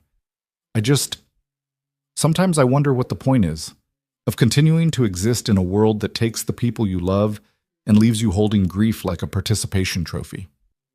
Evan reached across the table, covering her hand with his. Her skin was still cold from their earlier encounter with the storm, or maybe she was just always cold now, the way he was always tired.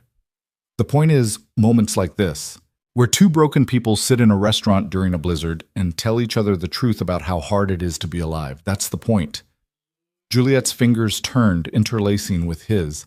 That's not much of a point. No, Evan agreed, but it's what we have, and maybe that's enough. They sat like that, hands joined across the table, while around them the restaurant breathed with the sleep of strangers.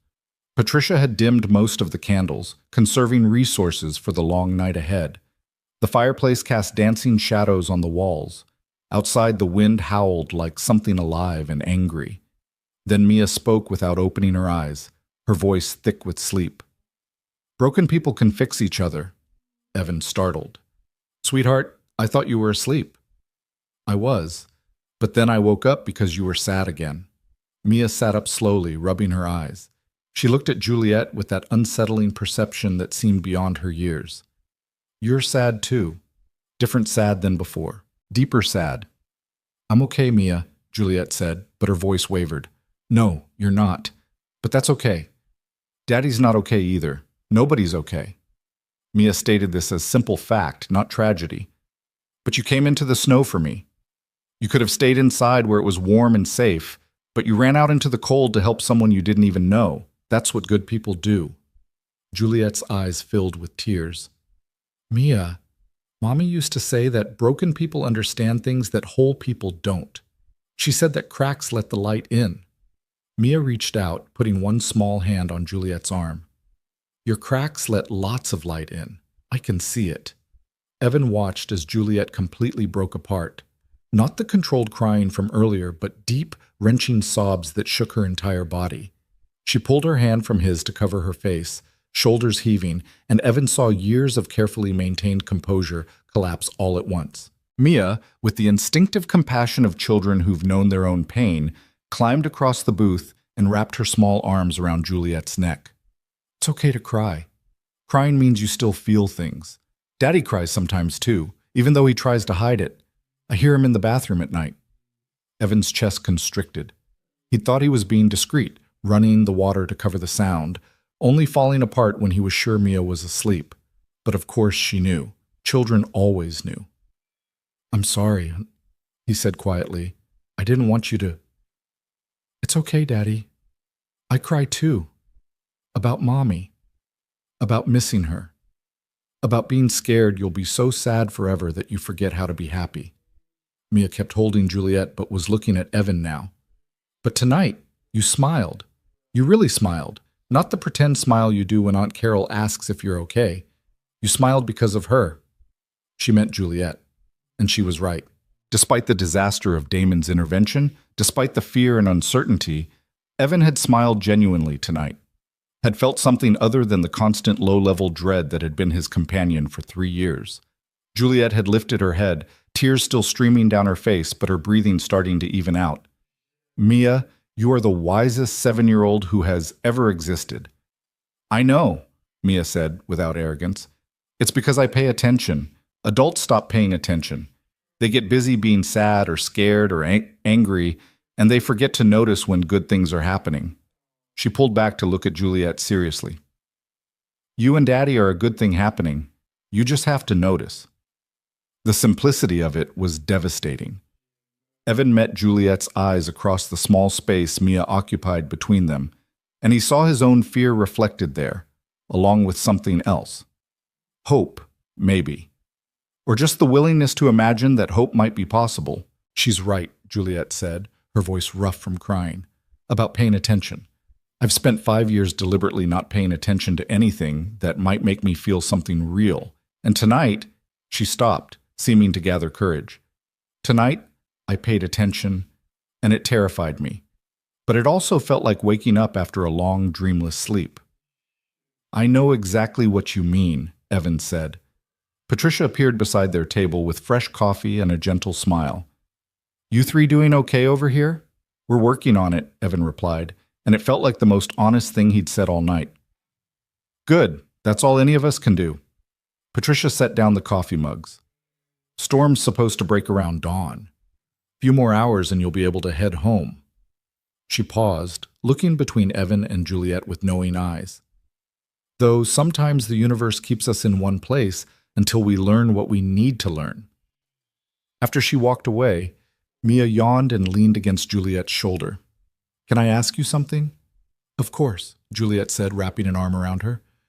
"When your sister died, were you angry?" Juliet went very still. Evan saw her throat work as she swallowed, saw the way her fingers tightened on Mia's shoulder. "Yes," she finally said. "I was furious. At the doctors for not saving her, at Sophie for going to that party instead of coming home. At God or the universe or whatever force was supposed to be watching over us. At myself for not being there, for not somehow knowing she was in danger. Me too, Mia said quietly. I was so angry when Mommy died. At the drunk man who hit her car. At Mommy for going to the pharmacy that night. At Daddy for not going with her. At myself for needing the medicine she went to get. Her voice got smaller.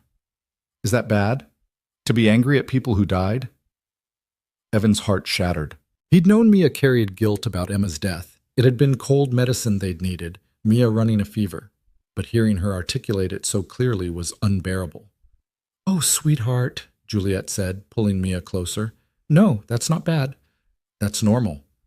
When people die, we look for reasons, for someone to blame, because random tragedy is too scary to accept.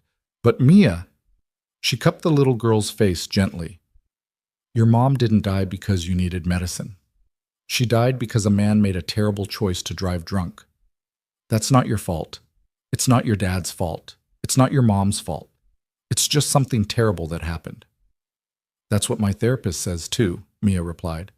But knowing something in your head is different from knowing it in your heart. Evan had to look away, his eyes burning.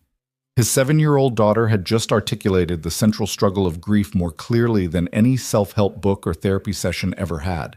You're right, Juliet said softly. It is different, and maybe the heart takes longer to understand than the head. Maybe that's okay. They sat together in that acknowledgement, 3 people carrying different griefs but understanding the weight the same way. Around them, the restaurant continued its quiet vigil. The fire crackled, wind rattled the windows. Time moved forward even when it felt like everything should stop. Eventually, Mia fell asleep again, this time with her head in Juliet's lap. Juliet stroked her hair absently, and Evan watched the gesture with something tight in his chest. Emma used to do the same thing, that same gentle, rhythmic motion that could soothe Mia through nightmares and fever and fear.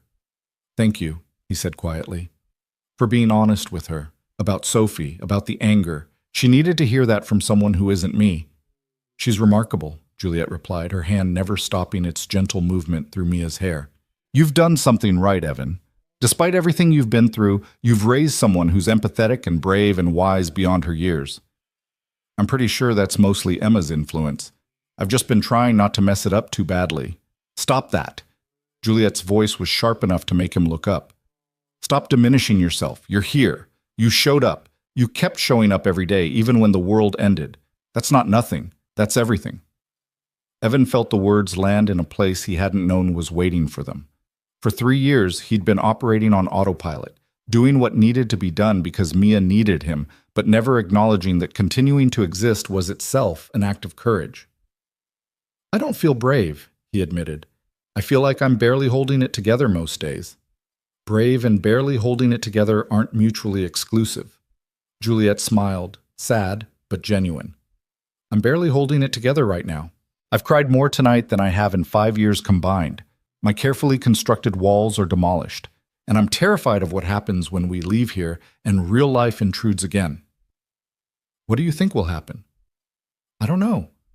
Maybe we'll exchange numbers and never call. Maybe we'll try to make this work and realize it was just the storm that made it feel possible. Maybe... She stopped, biting her lip. Maybe we'll be brave enough to keep choosing each other even when it's scary.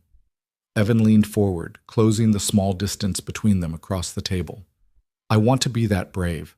I want to believe we could build something from all these broken pieces, but I don't know how to trust that good things won't be taken away. I don't know how to hope without waiting for disaster. So we do it badly, Juliet said. We hope badly, trust badly, build something badly. We mess it up and start over and mess it up again, but at least we do it together instead of alone. Hope badly, Evan repeated, testing the words. I think I can manage that. Yeah? Yeah. They sat in that agreement as the night deepened and the storm finally began to show signs of weakening. The wind's howl dropped to a moan, then to a whisper. Snow still fell, but with less violence, more like a blessing than an assault. Through the restaurant windows, the faintest hint of gray began to lighten the eastern horizon. Morning was coming. The strange liminal space of the night was drawing to a close. Soon they'd have to face the ordinary world again, with all its complications and demands, and the harsh light of day that made fairy tales impossible.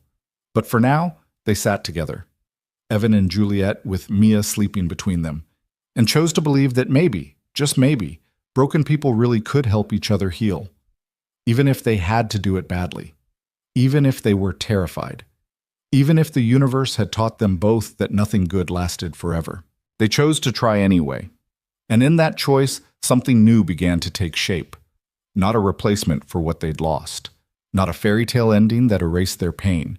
Just two people deciding that hope, however fragile, however badly executed, was worth the risk of believing in it again. Dawn arrived not with fanfare, but with quiet inevitability, gray light seeping through the restaurant windows like watercolor bleeding across paper. Evan woke from a half-sleep he hadn't realized he'd fallen into, his neck stiff from the awkward angle against the booth, his hand still resting near Juliet's on the table where it had landed sometime during the night. She was awake already, watching the world outside transform from black to pewter to pale silver. Snow covered everything, cars buried to their windows, streetlights wearing white crowns, the entire city wrapped in silence so profound it felt sacred. The storm had passed, leaving behind the kind of stillness that only comes after nature has spent all its fury. "It's beautiful," Juliet said softly, not looking away from the window. "Terrible and beautiful." Evan understood what she meant. The storm had trapped them, endangered them, nearly killed them. But it had also created this, whatever this was, between them. Sometimes the most destructive forces carved out space for new things to grow. Mia was still asleep, her face peaceful in a way that made Evan's chest ache with love and terror in equal measure. She'd been so brave last night, so certain about things he couldn't let himself believe in. What if she was wrong? What if he and Juliet tried to build something and it collapsed, leaving Mia to witness another loss? "You're spiraling," Juliet observed, finally turning to look at him. "I can see it in your face. All the what-ifs crowding in now that the night is over." "Aren't you?" "Absolutely. I've been awake for an hour running through every possible disaster scenario." She smiled, but it was tinged with fear. This is the part where real life comes back, where we have to decide if what happened here can survive outside these walls. Before Evan could respond, Patricia appeared with coffee and the kind of warm smile that suggested she'd been watching their table with approval. "Morning, you two. Storm's over. City's already started plowing the main roads. Give it another hour and you should be able to get home safely." "Thank you," Evan said, accepting the coffee gratefully. "For everything, for letting us stay, for taking care of everyone." "Oh, honey, that's what we do, take care of people." Patricia's eyes moved between them knowingly. "Though I hope you two take care of each other after you leave here. Would be a shame to waste what you found." After she walked away, Juliet laughed softly. "She's not subtle." "No, but she's not wrong either." Evan wrapped his hands around the hot mug, gathering courage. "Juliet, I need to ask you something. And I need you to be completely honest, even if you think it'll hurt me." She straightened, her expression suddenly guarded. "Okay. Last night, all of it, the honesty and the connection and the feeling that maybe we could be something, was that real? Or was it just trauma bonding and circumstance and two lonely people finding comfort in a crisis?" Juliet was quiet for a long moment, her fingers finding that silver bracelet again, twisting it in the familiar, anxious gesture. When she finally spoke, her voice was careful. "I don't know how to separate those things. The trauma is part of who I am now. The loneliness is woven into my daily existence. So yes, maybe what we felt was influenced by circumstance. But does that make it less real? I don't know." "Me neither." She leaned forward, intensity blazing in her eyes. "But I know that I haven't felt this alive in 5 years. I know that your daughter saw something in me worth saving, and I want to be worthy of that. I know that when you looked at me, you didn't try to fix me or pity me or turn my grief into your redemption project. And I know—" Her voice caught. "I know that I want to see what happens next, even though it terrifies me, even though I've spent 5 years building walls specifically to prevent this kind of wanting." Evan felt something loosen in his chest. "I'm scared I'll disappoint you, that you'll wake up in a few weeks and realize I'm just a sad single dad with nothing to offer someone like you." "Someone like me?" Juliet's eyebrows rose. Evan, I'm a disaster. I have panic attacks in grocery stores. I can't maintain relationships. I've been in therapy for 5 years and I'm still a mess. What exactly do you think you're getting? Someone brave enough to run into a blizzard to help a stranger? Someone who cries ugly tears and doesn't apologize for them? Someone who talks to my daughter like she's a whole person, not just a cute accessory to my tragedy? He paused, feeling the weight of what he was about to say. Someone who makes me believe that maybe I'm allowed to want things again. Juliet's eyes shimmered. We're both disasters then. Matching disasters. The worst kind. She reached across the table, and this time, when their hands met, it felt less like accident and more like choice. So what do we do? Exchange numbers and promise to call? That feels too casual for what this was. Agreed, but jumping straight to let's build a life together feels insane. Also agreed. Evan found himself smiling despite the fear still coiled in his gut. Maybe we just take it one step at a time. See each other again. Intentionally this time, not because a storm trapped us.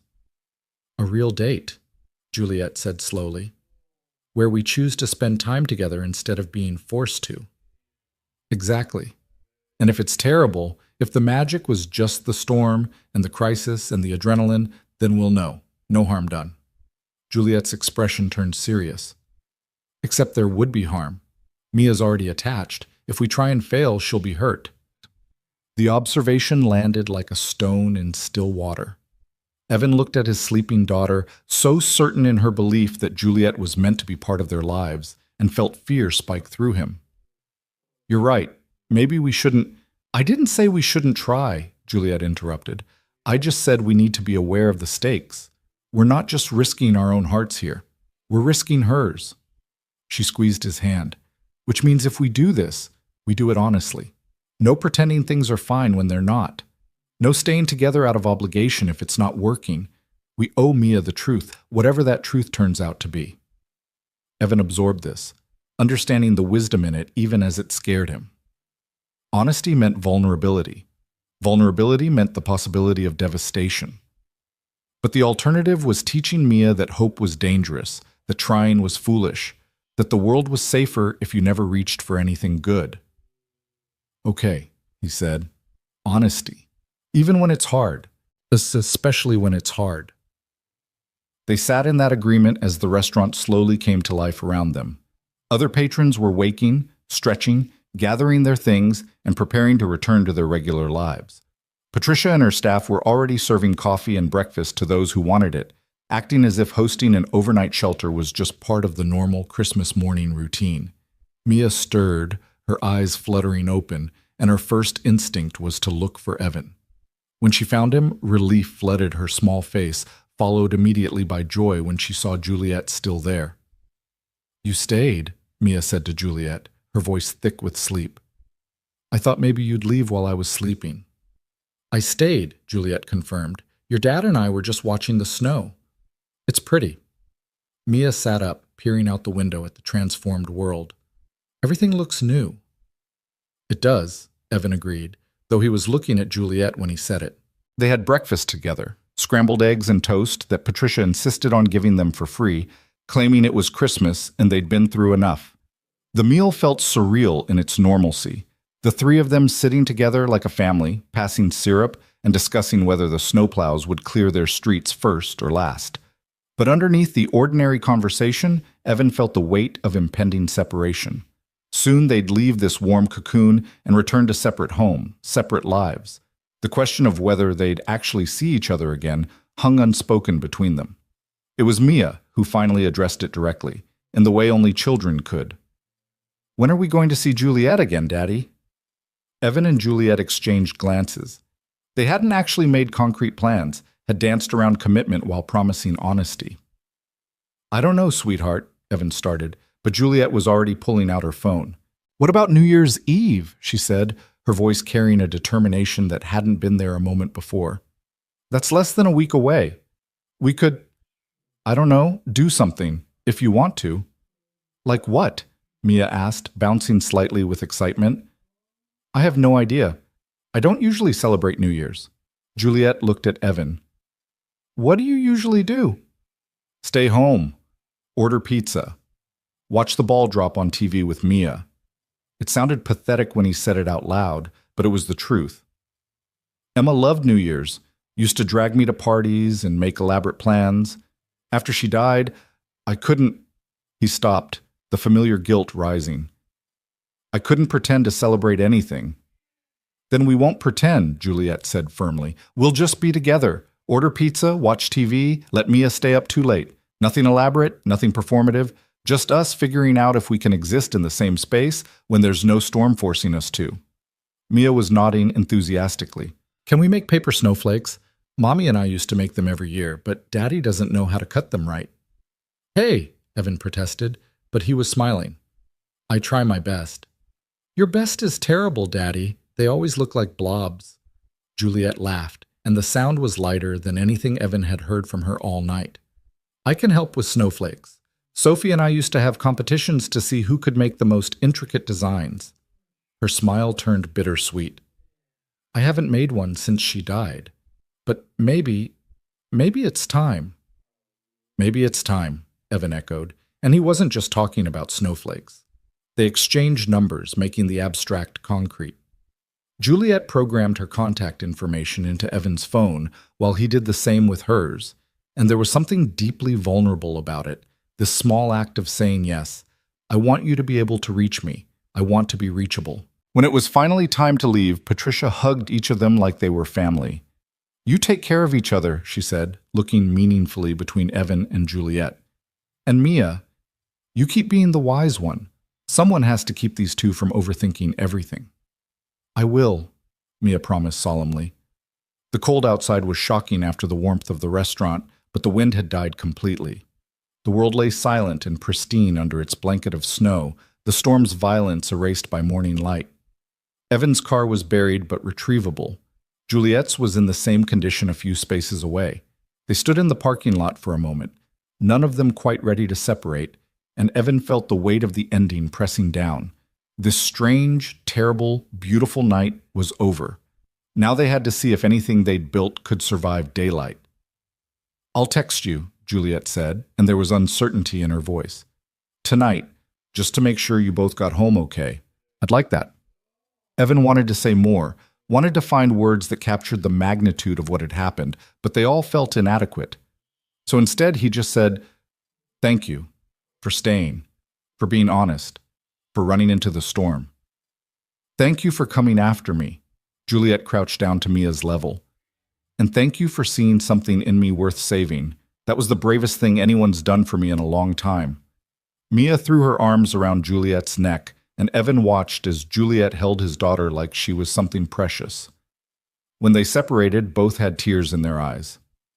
See you on New Year's, Mia said. Don't forget about us. I couldn't if I tried, Juliet promised. They separated then, heading to their respective cars, and Evan felt the distance like a physical ache. He helped Mia into her booster seat, started the engine, began the process of digging out. When he looked up, Juliet was doing the same, and their eyes met across the parking lot. She waved. He waved back. And then they were leaving, pulling out onto streets that were already being cleared, heading back to their separate lives. The drive home was quiet. Mia fell asleep almost immediately, exhausted from the night's drama, and Evan was alone with his thoughts. The apartment when they arrived felt exactly the same. Same furniture, same photos on the walls, same ghost of Emma in every corner. But somehow Evan felt different inside it. He tucked Mia into her bed, still wearing her clothes from last night because she was too tired to change, and watched her sleep for a moment. She looked peaceful, happy, like she'd accomplished something important. His phone buzzed as he was making coffee, and his heart jumped before he even looked at the screen. But it was just Carol. Survived the storm? Mia okay? How was the date? He stared at the message, unsure how to answer. How was the date? It had been a disaster and a revelation. It had nearly killed them and possibly saved them. It had been the worst first date in history, and somehow also the best. We're fine, he typed back. Date was complicated. We'll explain later. Complicated good or complicated bad? Yes. Carol sent back a string of confused emojis, but Evan didn't elaborate. He made his coffee and sat at the small kitchen table where he and Emma used to have breakfast together, where Mia did her homework, where life happened in its ordinary way. Through the window, he could see the snow-covered neighborhood, everything quiet and clean. His phone buzzed again. This time it was Juliet. Made it home. Thank you for last night. For all of it. I know it was strange and terrifying and probably a terrible idea, but I'm glad it happened. Evan found himself smiling at the screen. Me too. Strange and terrifying seems to be our specialty. Should we be worried about that? Probably, but I'm choosing not to be. For now. There was a pause, then, Evan? I'm scared. Me too. But you're still willing to try? New Year's Eve. He thought about Mia's drawing, the house with 3 figures holding hands. Thought about Juliet running into the blizzard, sitting on the floor crying without pretense, holding his daughter like she mattered. Thought about hope badly executed, about broken people helping each other heal, about being brave when everything in you screamed to run. Yes, he typed, I'm still willing to try. The days between Christmas and New Year's passed in a strange state of suspended animation. Evan taught his classes, came home to Mia, went through all the ordinary motions of life. But underneath the routine, something was shifting. He found himself humming in the car, not singing, not yet, but humming. Found himself thinking about the future not with dread, but with cautious curiosity. Found himself checking his phone more than he should, reading and rereading the messages Juliet sent. They texted every day. Nothing profound, just small observations about their lives. She told him about a disastrous presentation at work. He told her about a student who'd finally understood the Civil War after months of struggling. She sent him a photo of her apartment's view of the snow-covered city. He sent her a picture of Mia's latest drawing. Another house, another set of 3 figures, this time with a dog that Mia insisted they needed to get. We're not getting a dog, he texted. Why not? Dogs are great. You sound like Mia. Mia is clearly the smartest person in your family. He smiled at his phone like a teenager, and when Mia caught him doing it, she just grinned knowingly and went back to her coloring. Carol called on December 28th, demanding details he'd been avoiding. He told her an edited version. The storm, the overnight shelter, the connection he'd felt with Juliet. He left out Damon's cruelty, the near-death experience, the depth of their vulnerability with each other. So you're seeing her again? Carol asked, and he could hear the hope in her voice. New Year's Eve, just low-key, at the apartment. That's huge, Evan, that's... Carol's voice caught. Emma would be happy. You know that, right? She'd want you to find someone. The words hit harder than expected. I don't know if I'm finding someone. We're just seeing what happens. That's how everyone finds someone. You see what happens, and sometimes what happens is love. After he hung up, Evan sat with that word. Love. It felt too big, too soon, too impossible. But then again, everything about this felt impossible. Maybe impossible was the point. New Year's Eve arrived with clear skies and bitter cold. Evan cleaned the apartment with nervous energy, unsure what he was preparing for. It was just pizza and TV, just a casual evening. But it felt momentous anyway, this first time choosing to be together without crisis forcing their hand. Mia was vibrating with excitement, changing her outfit 3 times before settling on her favorite dress, purple with snowflakes, the one Emma had bought her last Christmas.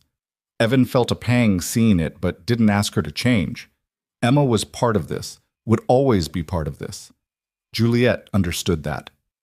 When the doorbell rang at 6 o'clock, Mia raced to answer it, and Evan had to physically stop her from opening it without checking the peephole first.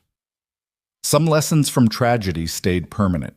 Juliet stood in the hallway holding a bag of craft supplies and wearing jeans and a soft sweater instead of the expensive outfits from the restaurant. Her hair was down, her makeup minimal, and she looked nervous in a way that made Evan's own anxiety ease slightly. They were both terrified. That was okay. Hi, she said. Hi, he replied. And they just looked at each other for a moment before Mia grabbed Juliet's hand and pulled her inside. The evening unfolded with surprising ease. They ordered pizza, Mia insisting on pineapple despite both adults protesting, and spread out the craft supplies on the living room floor. Juliet taught them the proper way to fold paper for snowflakes, her hands moving with a grace that came from years of practice with Sophie. "Like this," she said, guiding Mia's scissors. "You want to cut curves, not straight lines. That's what makes them look like actual snowflakes instead of blobs." "See, Daddy?" Mia said triumphantly. "Blobs." "I make very artistic blobs," Evan defended, but he was laughing. They hung the finished snowflakes in the window where they caught the light from the street lamps outside. Mia declared them perfect and immediately started making more. Evan and Juliet sat on the couch, close but not touching, watching her work. "She's happy," Juliet observed quietly. "Really, genuinely happy." "She is. She's been different since Christmas. Like she's carrying less weight." Evan paused. "I think she was worried about me, about whether I'd ever be okay again. And seeing me try, even badly, gave her permission to stop worrying." "Kids shouldn't have to worry about their parents." "No, but sometimes they do anyway, especially when their parents are disasters." Juliet smiled. "Matching disasters. The worst kind." They fell into comfortable silence, and Evan marveled at how natural this felt. He'd been so scared it would be awkward outside the crisis context that they'd run out of things to say or discover they had nothing in common beyond shared trauma. But instead, it felt like coming home. As midnight approached, they turned on the TV to watch the ball drop. Mia was starting to fade, fighting sleep with determined enthusiasm, insisting she'd make it to midnight even as her eyes drooped. 5 minutes, Evan told her. "You can stay awake for 5 more minutes." "Can so," Mia mumbled, curling against his side. Juliet had gone quiet, staring at the TV without really seeing it. Evan recognized the expression. She was somewhere else, probably remembering other New Year's Eves with Sophie, with her ex-fiancé, in a life that felt like a different person's memories. "You okay?" he asked softly. "Yeah, just... The last time I celebrated New Year's was with Sophie. 5 years ago. She was so excited about college, about her future. She had this whole plan for the next decade mapped out." Juliet's voice was thick. "And then 6 weeks later, she was gone. All those plans just evaporated." Evan reached out, taking her hand. "But you're here, making new plans, new memories. That's not betraying her." "I know. Logically, I know that.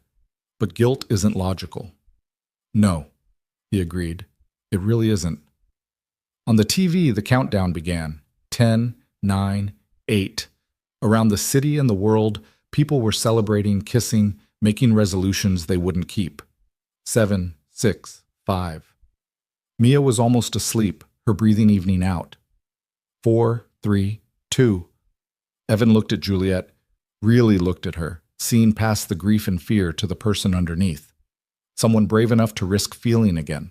Someone who'd chosen to be here, in his messy apartment with his daughter and his ghosts, when she could have stayed safe in her own isolation. 1. The ball dropped. Fireworks exploded on the screen. The crowd roared with celebration. And Evan leaned in slowly, giving Juliet time to pull away, and kissed her. It was gentle, tentative, a question more than a statement. Her lips were soft, and she tasted like the cheap champagne they'd been drinking, and for a moment Evan's mind supplied comparison to kissing Emma. Emma had been more aggressive, more certain, had always kissed like she was claiming something.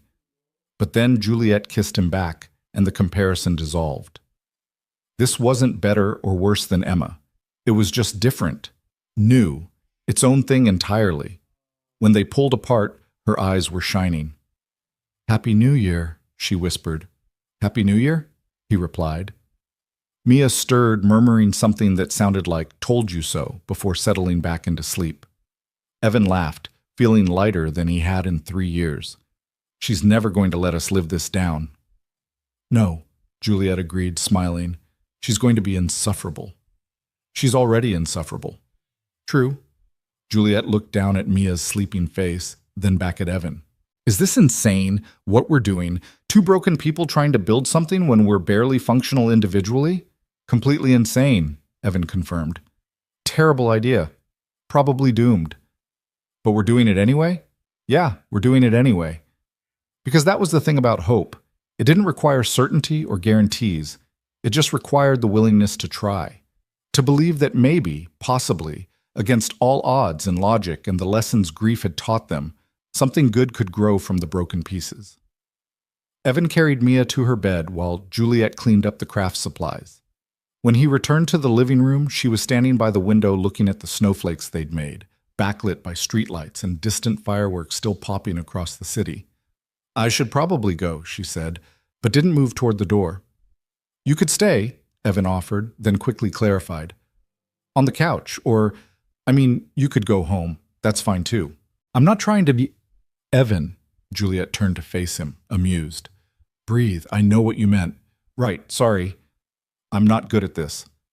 "Neither am I. We're both terrible at this." She crossed the room to stand in front of him. "But I think that's okay. We can be terrible at it together." "Hope badly," Evan said, remembering. "Hope badly," she agreed. She ended up staying, curled on the couch under a blanket Evan brought her, and he lay awake in his bedroom listening to the old building creak and settle.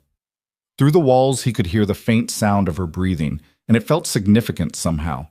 Having someone else in his space, sharing the air, existing alongside his grief without trying to erase it. In the morning, he woke to the smell of coffee and the sound of voices in the kitchen. When he emerged, rubbing sleep from his eyes, he found Juliet and Mia making pancakes together, Mia standing on a stool to reach the counter while Juliet supervised. "We're making shapes," Mia announced. "Juliet can make a snowflake pancake. Watch." She did watch, and saw Juliet carefully pour batter into an intricate pattern that did indeed resemble a snowflake. When she flipped it, the design held, and Mia clapped with delight. "Your turn, Daddy," Mia said. "Make a heart." "I don't think I can." "Try," Juliet encouraged, handing him the ladle. "Fail spectacularly. It'll be fun." So he tried, and it was a disaster, and they all laughed, and for the first time since Emma died, Evan's apartment felt like a home instead of a museum. The weeks that followed weren't easy. There were moments when Evan's grief surged and he withdrew, unable to give Juliet what she needed. Times when Juliet's anxiety spiked and she pushed him away, terrified of the vulnerability. Days when they both questioned whether they were doing this out of genuine connection or just desperate loneliness. But they kept choosing each other, kept showing up even when it was hard, kept being honest about the fear and doubt and the constant weight of their respective losses. Mia was their anchor, her unwavering certainty that they belonged together, providing ballast when doubt threatened to capsize them. She drew pictures of their future, always three figures, eventually with the dog she was still campaigning for. She talked about Juliet constantly at school until her teacher asked if she had a new stepmother, and Evan had to gently explain that it was more complicated than that. "How is it complicated?" Mia had asked. "She's family now." "We're still figuring out what that means, sweetheart." "It means she's family," Mia insisted with 7-year-old logic. "That's what it means." And maybe she was right. Maybe family was just people who chose to show up, to stay, to build something from whatever broken pieces they had available. 6 months later, when Juliet's lease was up and the question of moving in together arose, it was Mia who lobbied hardest for it. "She already has a toothbrush here," she'd pointed out, "and clothes in Daddy's drawer. She's basically already living here. We should make it official." "You're very bossy," Juliet had said, but she was smiling. "I know. Daddy says I get it from Mommy." The name didn't hurt as much anymore. Evan had learned to talk about Emma without feeling like he was being unfaithful. Juliet had learned to listen without feeling like she was competing with a ghost. They'd created space in their relationship for Emma and Sophie both, not as obstacles, but as part of the foundation they were building on. On the first anniversary of that Christmas Eve storm, they went back to Marigold Bistro. Patricia hugged them like they were returning war heroes and insisted their meal was on the house. They sat at the same table, though this time there was no awkwardness, no strained silence. Mia was 8 now, even more perceptive, and she looked between them with satisfaction. "You're happy," she observed. "Really happy. Not pretend happy." "We are," Evan agreed, reaching across the table to take Juliet's hand. "Thanks to you." "And the storm," Mia added. "The storm helped too." "The storm helped," Juliet agreed, squeezing Evan's hand. "Sometimes the worst things lead to the best things. Sometimes being broken is exactly what you need to be open to being put back together." Later, when they were home and Mia was asleep, Evan and Juliet stood by the window looking at the snowflakes that still hung there from that first New Year's Eve. They'd made new ones since then, but these originals remained, slightly yellowed with time but still catching the light. "I never thought I'd be here," Juliet said quietly. Happy, building a life with someone, feeling like maybe the universe didn't completely break me. Me neither. Evan wrapped his arms around her from behind, resting his chin on her shoulder. "I thought my life ended when Emma died, that I'd just be going through motions until Mia grew up and I could figure out how to just stop. And now? Now I want to keep going, not because I have to, but because I want to see what happens next. With you. With Mia. With whatever we're building here." "Hope badly," Juliet murmured. "Hope badly," Evan confirmed. "Together." Outside, new snow began to fall, and Evan thought about that Christmas Eve night, about the storm that had trapped them and nearly killed them and ultimately saved them. Thought about Mia whispering, "She's the one, Daddy," with the certainty only children possess. Thought about broken people finding each other in the worst possible circumstances and choosing to build something from the wreckage. It wasn't a fairy tale. There was no magical healing, no erasing of trauma, no perfect ending that made everything that came before worthwhile. But it was real. It was messy and hard and required constant choice and effort and the willingness to hope badly when everything taught you not to hope at all. And maybe that was better than a fairy tale anyway. Maybe real love, the kind built from honest brokenness rather than performative wholeness, was stronger precisely because it acknowledged the cracks while refusing to let them define the entire structure. "I love you," Juliet said, and it was the first time either of them had said it. "I'm terrified, and I'm still waiting for disaster, and I don't trust good things to last. But I love you anyway." Evan turned her in his arms so he could see her face, saw the fear there, and the hope, and the fierce determination to keep choosing bravery even when everything in her screamed to run. "I love you too," he said, badly, imperfectly, with all my broken pieces. "Those are the best pieces," she replied, and kissed him. In her bedroom, Mia slept peacefully, dreaming whatever children dream about when their world finally makes sense again. On the wall above her bed hung her latest drawing, a house with 3 figures and, yes, finally, a dog. Below it, in her careful handwriting, she'd written, "My family, the one I helped make." And in the living room, 2 broken people held each other while snow fell outside and the future stretched ahead of them, uncertain, terrifying, and full of the kind of hope that only comes from surviving the storm and choosing to believe in warmth anyway. It wasn't the ending they'd planned. Neither of them had planned any of this. But maybe that was the point. Maybe the best things in life weren't planned at all. Maybe they just happened when you were brave enough to walk into the storm and trust that someone would come after you, that you'd come after them too, that broken people really could help each other heal, not by fixing what was unfixable, but by bearing witness to each other's brokenness and saying, "It's okay, I'm broken too, let's be broken together." And maybe that was enough. Maybe, just maybe, it was everything.